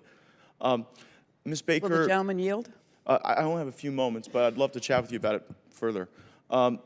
Ms. Baker, you said in response to Congresswoman Bice's questions, we've heard Israel's concerns about the JCPOA. What are they? Congressman, I think Israel remains concerned, as do we all, about Iran's malign activity in the region beyond its nuclear program, and that's something that we discuss with them regularly. So their concern is a better resourced Iran, whether through sanctions relief or cash payments, would be more capable in taking action against Israel? Does that surmise there? Congressman, that is my understanding, yes. And can we learn anything about whether or not cash payments are on the table as part of a renewed JCPOA? Congressman, I'm not able to discuss the details of the agreement only because there is no agreement that has been reached at this point. I think there has been progress made toward an agreement, but of course the issues that are remaining are some of the most complex. So, I understand that in a negotiation, that nothing is settled until everything is settled. Exactly. But there are contours of an agreement as we get closer to it. And since the administration has been working on an Iran deal, I was wondering whether or not we could take off the table infusions of cash. Because when I asked General McKenzie some years ago whether or not the cash payments that the Obama administration permitted to Iran increased that very malign activity that Israel's concerned about, that we're concerned about, his answer was that there was more malign activity following the last JCPOA. Again, Congressman, I understand the concern. I'm just not able to discuss specifics of the agreement that's being negotiated by the State Department. So you're not in a position to be able to say the cash payments are off the table? I'm not in a position to be able to discuss the specifics of the agreement in any form. General Townsend, is Vladimir Putin bringing African mercenaries to the fight in Ukraine? I've heard those reports. We haven't seen that yet. We're watching for that very closely. However, I do believe they are bringing Wagner fighters from Africa to Ukraine. And General McKenzie, have you seen Vladimir Putin successfully bring Syrian mercenaries to the fight in Ukraine? Not yet. We watch that closely. I can't say one or two people haven't gone, but we haven't seen any systemic movement. Great. I'll yield the remainder of my time to my Florida colleague, Mr. Franklin. Thank you, Mr. Waltz. General, in your testimony and throughout your statement, I'm sorry, General McKenzie, in your written testimony here today and throughout the questioning, you've made it clear that you consider Iran to be the biggest threat to stability in the CENTCOM AOR. During my travels throughout the region and most recently in Israel 2 weeks ago, the recurring theme is the malign influence of Iran's proxies. You also spoke of those in your testimony. Do you consider the IRGC to be one of the drivers and facilitators of these proxies? The IRGC and its elite element, the Quds Force, absolutely at the very heart of these activities. Okay, sir. It's been reported, and as recently as yesterday in the press, that the Biden administration is considering delisting the IRGC as a terror organization. I know that decision involves a lot of factors that are beyond your lane, but strictly on your military advice, do you think that would be a good idea? I'll defer on that one. I would not. I think they certainly are very disruptive and dangerous in the region. That remains my best military advice, and we should treat them like that. And if they are emboldened or strengthened, do you think that would make them a more formidable? I think anything you do to embolden or strengthen them would have a negative effect across the region. Sure, okay. Echoing some of my other colleagues here with respect to Israel, people we met with there were crystal clear that historically, whether it's been cash payments from the Obama administration or any activities that lead to putting money in the coffers of Iran, there's a direct correlation to the pace of intensity of attacks when that money flows in there. Is it your opinion that buying Iranian oil and lessening sanction on Iran would lead to an increase in IRGC activity? I think I think the Iranian economy as a whole is penetrated thoroughly by the IRGC. So it's hard to see where money flows inside the Iranian economy and how much of it is used for legitimate reasons and how much of it is used for illegitimate reasons. Roger that. Thank you, General. And I appreciate my colleague yielding this time. If I could just follow up on that point. So I forget exactly when, but we left the JCPOA in 2017, 2018, something like that. So we went right back in maximum sanctions.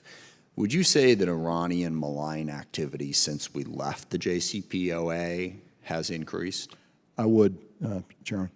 And that's the point, as you've said. The point of the JCPOA is to stop them from getting a nuclear weapon. It would appear that Iran's ability to do malign things in the region doesn't seem to be tied to the JCPOA, because they are still incredibly active, even though we've been out of it for 3 years, 4 years now. So just want to let members chew on that one. Ms. Escobar is recognized for 5 minutes. Thank you, Mr. Chairman. And I just want to piggyback a little bit on the comment that you just made about the JCPOA. When you look at the evolution of Iran's malign activity, as you mentioned, we really do have to look at the withdrawal from the JCPOA. Instead of looking at just a narrow window, it's just like with our conversations on Afghanistan. We need to take a step back and look at the broader historical movement. But anyhow, so thank you for making that point. And I just wanted to put an exclamation point on it.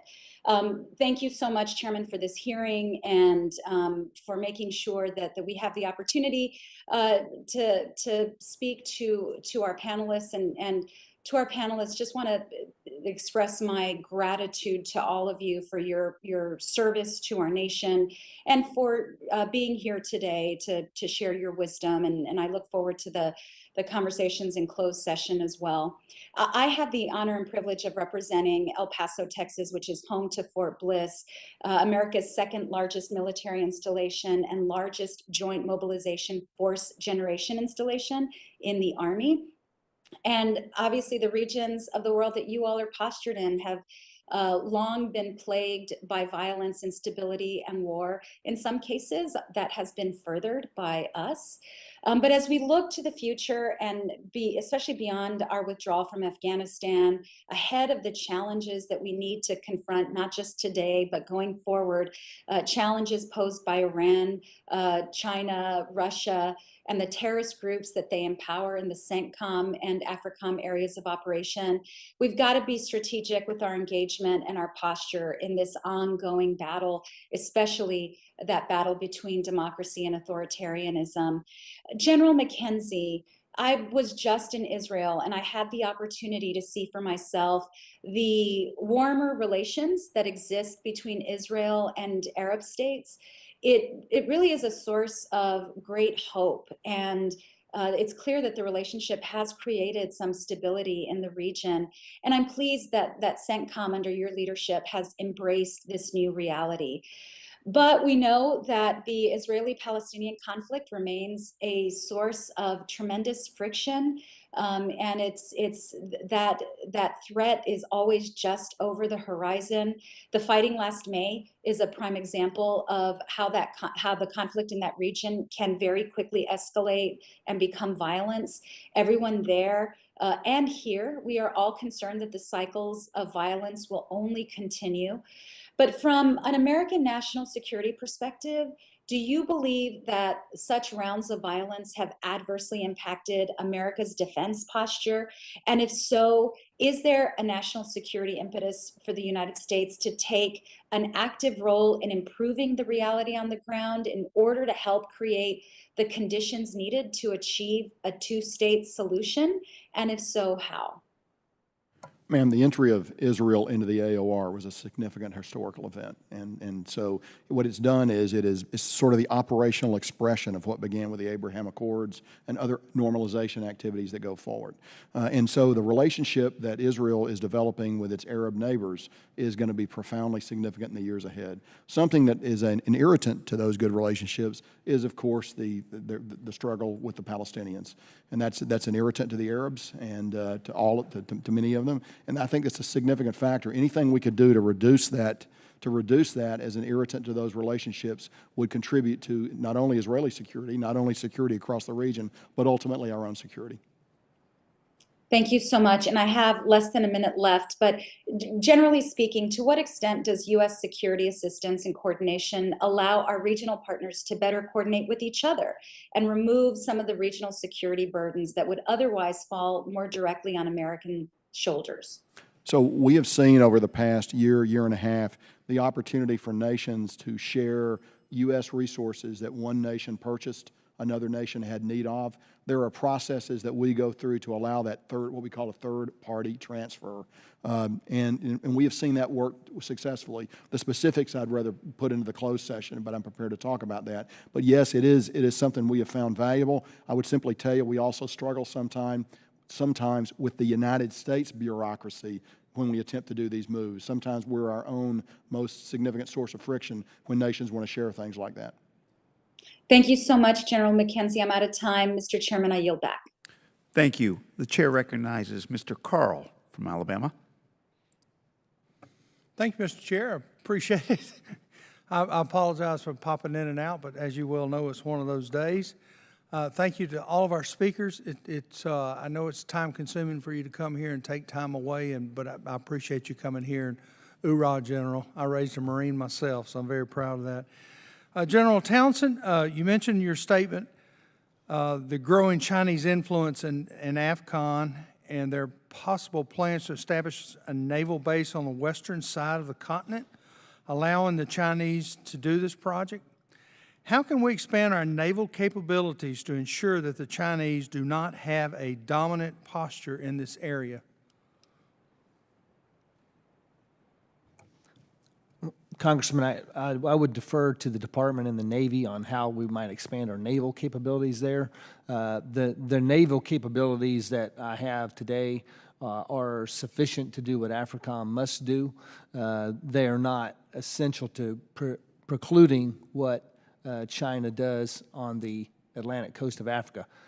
They will be essential if China is successful in gaining a base there. We would have to, in my view, we'd have to invest more naval presence there and activity to further protect America from a Chinese naval base on the Atlantic coast. Thanks, sir, and that's what I was after. I appreciate that. And I give my time back. The only question I have. Thank you. Thank you, Mr. Carl. The chair recognizes Mr. Scott from Georgia for 5 minutes. Thank you, Mr. Chairman. Ma'am, gentlemen, I appreciate your service. I slipped out for a few minutes to meet with a man named David Beasley, who's the head of the World Food Program. And I want to read to you one of his statements. We get 50% of our grains out of the Ukraine-Russia area. It's going to have a dramatic impact on food costs, shipping costs, oil, and fuel. This is a catastrophe on top of a catastrophe. He pointed out that Sri Lanka right now, and I'll just read the headline from Bloomberg, shockwaves from war in Ukraine threaten to swamp Sri Lanka. In 2021, more than half of the grain for the UN World Food Program came from Ukraine. It's a tremendous exporter of wheat, corn, sunflower oil. Russia and Ukraine combined account for 30% of the global wheat exports. As this invasion continues, it's more and more unlikely that the Ukrainian farmers will be able to plant their crops or fertilize their crops or harvest their crops or export any of this food supply into the world. Developing countries in the Middle East and North Africa will feel the impact of this. And my question is, have you considered the instability and unrest that will soon be taking place around the world in your respective AORs? How can we help alleviate the suffering and the instability that we believe will come from this? And what funding resources do you need to take on this challenge? Thanks, Congressman. So your point is exactly right about the food instability, especially impacting Africa. In fact, just in the last day or so, the World Health Organization has declared a humanitarian disaster in Ethiopia as being the greatest one on the planet. So food security or insecurity is a critical part of that on the African continent. I would say, as I said in my opening remarks, I think, and in my written statement, I think it's imperative that we continue to fund USAID because they invest in a robust way on the African continent. It's probably one of the best investments America makes there, and I think there's going to be, because of the point you just made, there's going to be more of that required. Sir, I would note two countries in particular in my AOR will be threatened. One is Egypt, the other is Jordan. Both depend significantly on imports from Ukraine, and they will face a growing food insufficiency as we go forward. I think, the long-term solution is you'd like to find a regional way to actually supplant exporting food into the region, but that's a long-term solution. We are looking aggressively now for short-term solutions that will bring wheat and other foodstuffs in for the short term. And obviously you're going to have to find other sources, other global sources rather than Ukraine and Russia, and that's going to be hard to do with a third of the market coming from those two areas. This is a very pressing concern, and I appreciate you calling it out. Ms. Baker. Congressman, I couldn't agree more with what Generals McKenzie and Townsend have said. I would add to General McKenzie's list perhaps Yemen as being a country that will face an impact here. What we're seeing now are the second and third order consequences of Russia's unprovoked and illegal invasion of Ukraine. As General Townsend said, USAID has the lead on this issue. We are strongly in support of USAID's efforts and will continue to work with them in an interagency fashion. I think what's happening around the world right now is because of the shortages and the anticipated shortages is that people who were receiving some are now receiving none, and a lot of people have had the assistance they were getting through the World Food Program cut in half. I think as many as 13 million people in Yemen actually receive some type of assistance through the World Food Program. I can't emphasize to this committee and to the world enough the devastation of what Vladimir Putin has done in the disruption around the world. And I think that the pain and the suffering that individual has caused is only now beginning to be felt. And I think the world is going to be hurting for several years because of what he's done, and I just hope that we're paying attention to the potential civil unrest and instability that comes from the lack of the global food supply because of what Vladimir Putin's done. With that, Mr. Chairman, I yield. Thank you. Ms. Jacobs is recognized for 5 minutes. Well, thank you so much, and thank you to our witnesses. It's great to see you all again. I first wanted to ask you, General Townsend, recent reporting brought to light U.S. support to the Rapid Intervention Battalion in Cameroon under the 127 ECHO program. The Rapid Intervention Battalion has been repeatedly implicated in human rights abuses. So why was U.S. support to the Rapid Intervention Battalion not blocked on human rights grounds? What steps is AFRICOM taking to ensure that any partner forces supported under Section 127 ECHO have not committed gross violations of human rights? And wouldn't one way to prevent this in the future be to subject 127 ECHO to the same kinds of Leahy vetting standards we use for nearly every other security assistance program? There was a Amnesty International, I think, report in 2017 that brought this to light. That caused the department and AFRICOM to look closely at our support, our engagement with the Rapid Intervention Battalion in Cameroon. In 2019, our relationship was ended with that element. In fact, we've drawn down pretty much in 2019, and by early 2020, we ended all of our engagement with Cameroon. We are starting to re-engage there on a very selected basis with some few programs, but not with the Rapid Intervention Battalion. And we do go through extensive vetting with all of our programs, training programs on the continent, to include the 127 ECHO program. Okay, thank you. Ms. Baker, nice to see you. Recent years have seen U.S. trained officers in Burkina Faso, Mali, Guinea, Mauritania, and the Gambia overthrow national governments in military coups. Many of these countries had issues with gross human rights violations in the past, particularly Burkina Faso and Mali, and lacked robust security sector governance and democratic progress that made this kind of challenge, frankly, predictable.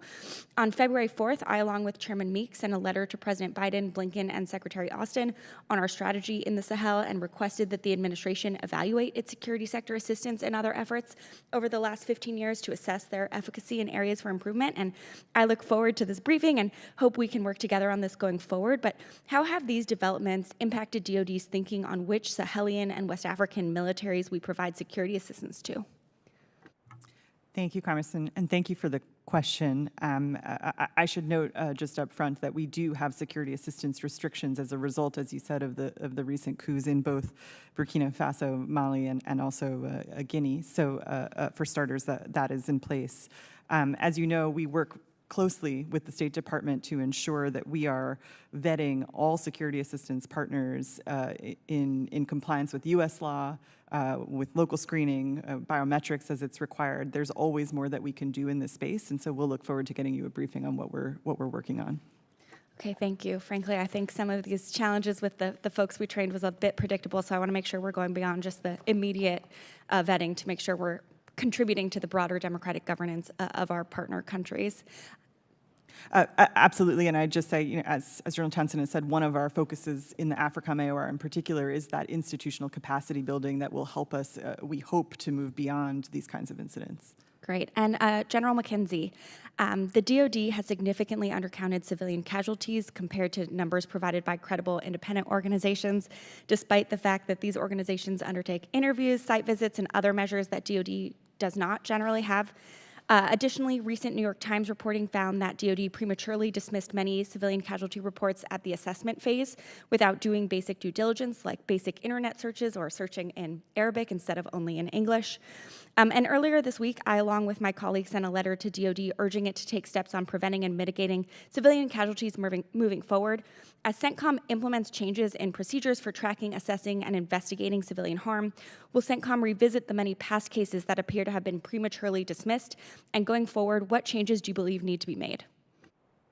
So I'll begin by saying nobody wearing the uniform of the United States is interested in killing an innocent person. We work very hard to minimize that. But the battlefield is a deadly and dangerous place, and we have made mistakes. And yes, we have killed innocent people. And we have tried very hard to mitigate that.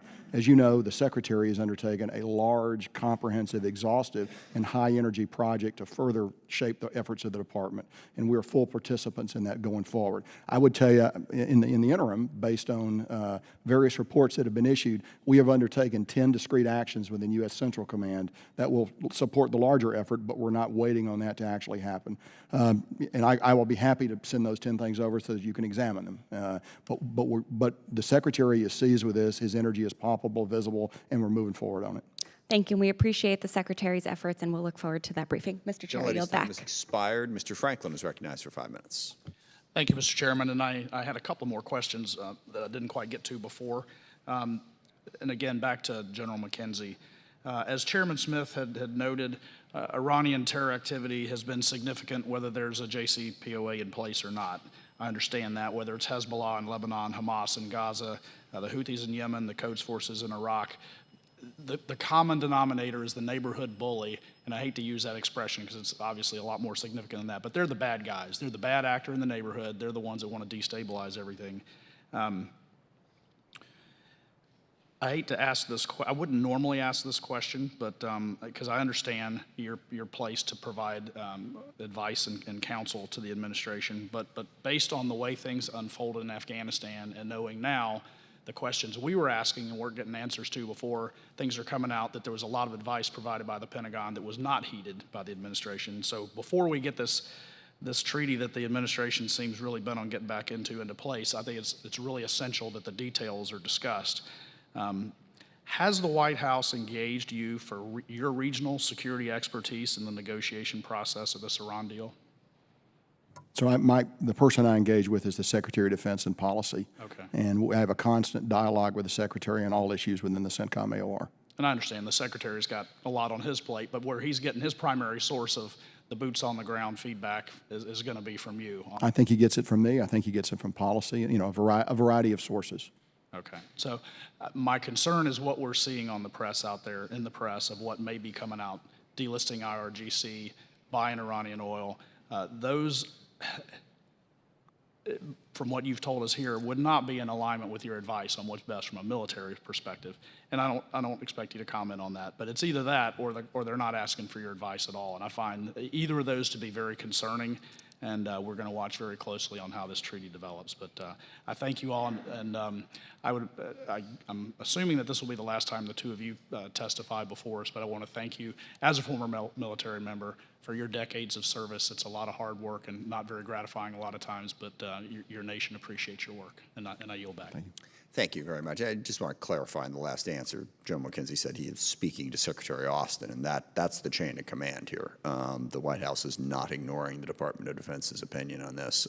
They are speaking with Secretary Austin, who is speaking to his people, and that's where the information goes back. And the larger point is we have civilian control of the military for a reason. The president is ultimately the one who has to make decisions. If we wanted to just do whatever the military told us, we wouldn't have civilian control of the military. You take the advice, you process it, and you make the best decision you can, and that's what they're trying to do. And Mr. Chairman, if I could, I do just want to clarify that both the chairman and the secretary have had opportunities to provide that advice to the president and to offer their recommendations. Okay, thank you. I appreciate that clarification. Mr. Gallagher is recognized for 5 minutes. Thank you, Mr. Chairman. Ms. Baker, your testimony references the emerging concept of integrated deterrence multiple times. You say the department will continue to lean forward in strengthening multilateral security cooperation in order to strengthen integrated deterrence and to address threats, particularly those emanating from Iran. Later on, you say the integrated deterrence means creating advantages for ourselves, our partners, and our allies, while creating dilemmas for our competitors. I'd like to talk a little bit about the dilemmas you envision under integrated deterrence. I know this is a CENTCOM hearing, but I wanted to ask quickly about Russia. Your portfolio is obviously very vast. Would it be a fair characterization of the administration's policy that sanctions are designed to deny the Russian government resources they would otherwise have available in order to punish their behavior? Congressman, I would say that the sanctions that the U.S. led and that are not only U.S. owned but multinational at this point are designed to impose consequences on Russia for its illegal invasion of Ukraine. So that's a yes, to punish their behavior. And by punishing Russian behavior, we are creating dilemmas, as you put it, or at least costs for the Russians, right? Cost imposition. Yes, correct? Congressman. So under the same logic, if another actor, say China, provided the Russian government with funding to help them evade sanctions, that would, in a sense, create an advantage for Russia, in the sense that it would mitigate some of the costs we impose via sanctions, right? Congressman, yes, and we are having a conversation with China about our concerns in that regard. I think this is a very important point, not only because as we evaluate whether China increases its support to Russia, but to be clear, if our adversaries have access to more resources, that creates an advantage for them. And if our adversaries have more resources and are more capable, that creates dilemmas for ourselves and for our allies. And I bring this all up because I think it's a self-evident point that's getting lost in the shuffle, that policies that give our enemies more resources give them an advantage, and by the administration's own admission, undermine its vision such as it exists of integrated deterrence. And I bring this up because, as my colleague Ms. Loria brought up before, we may be days away, according to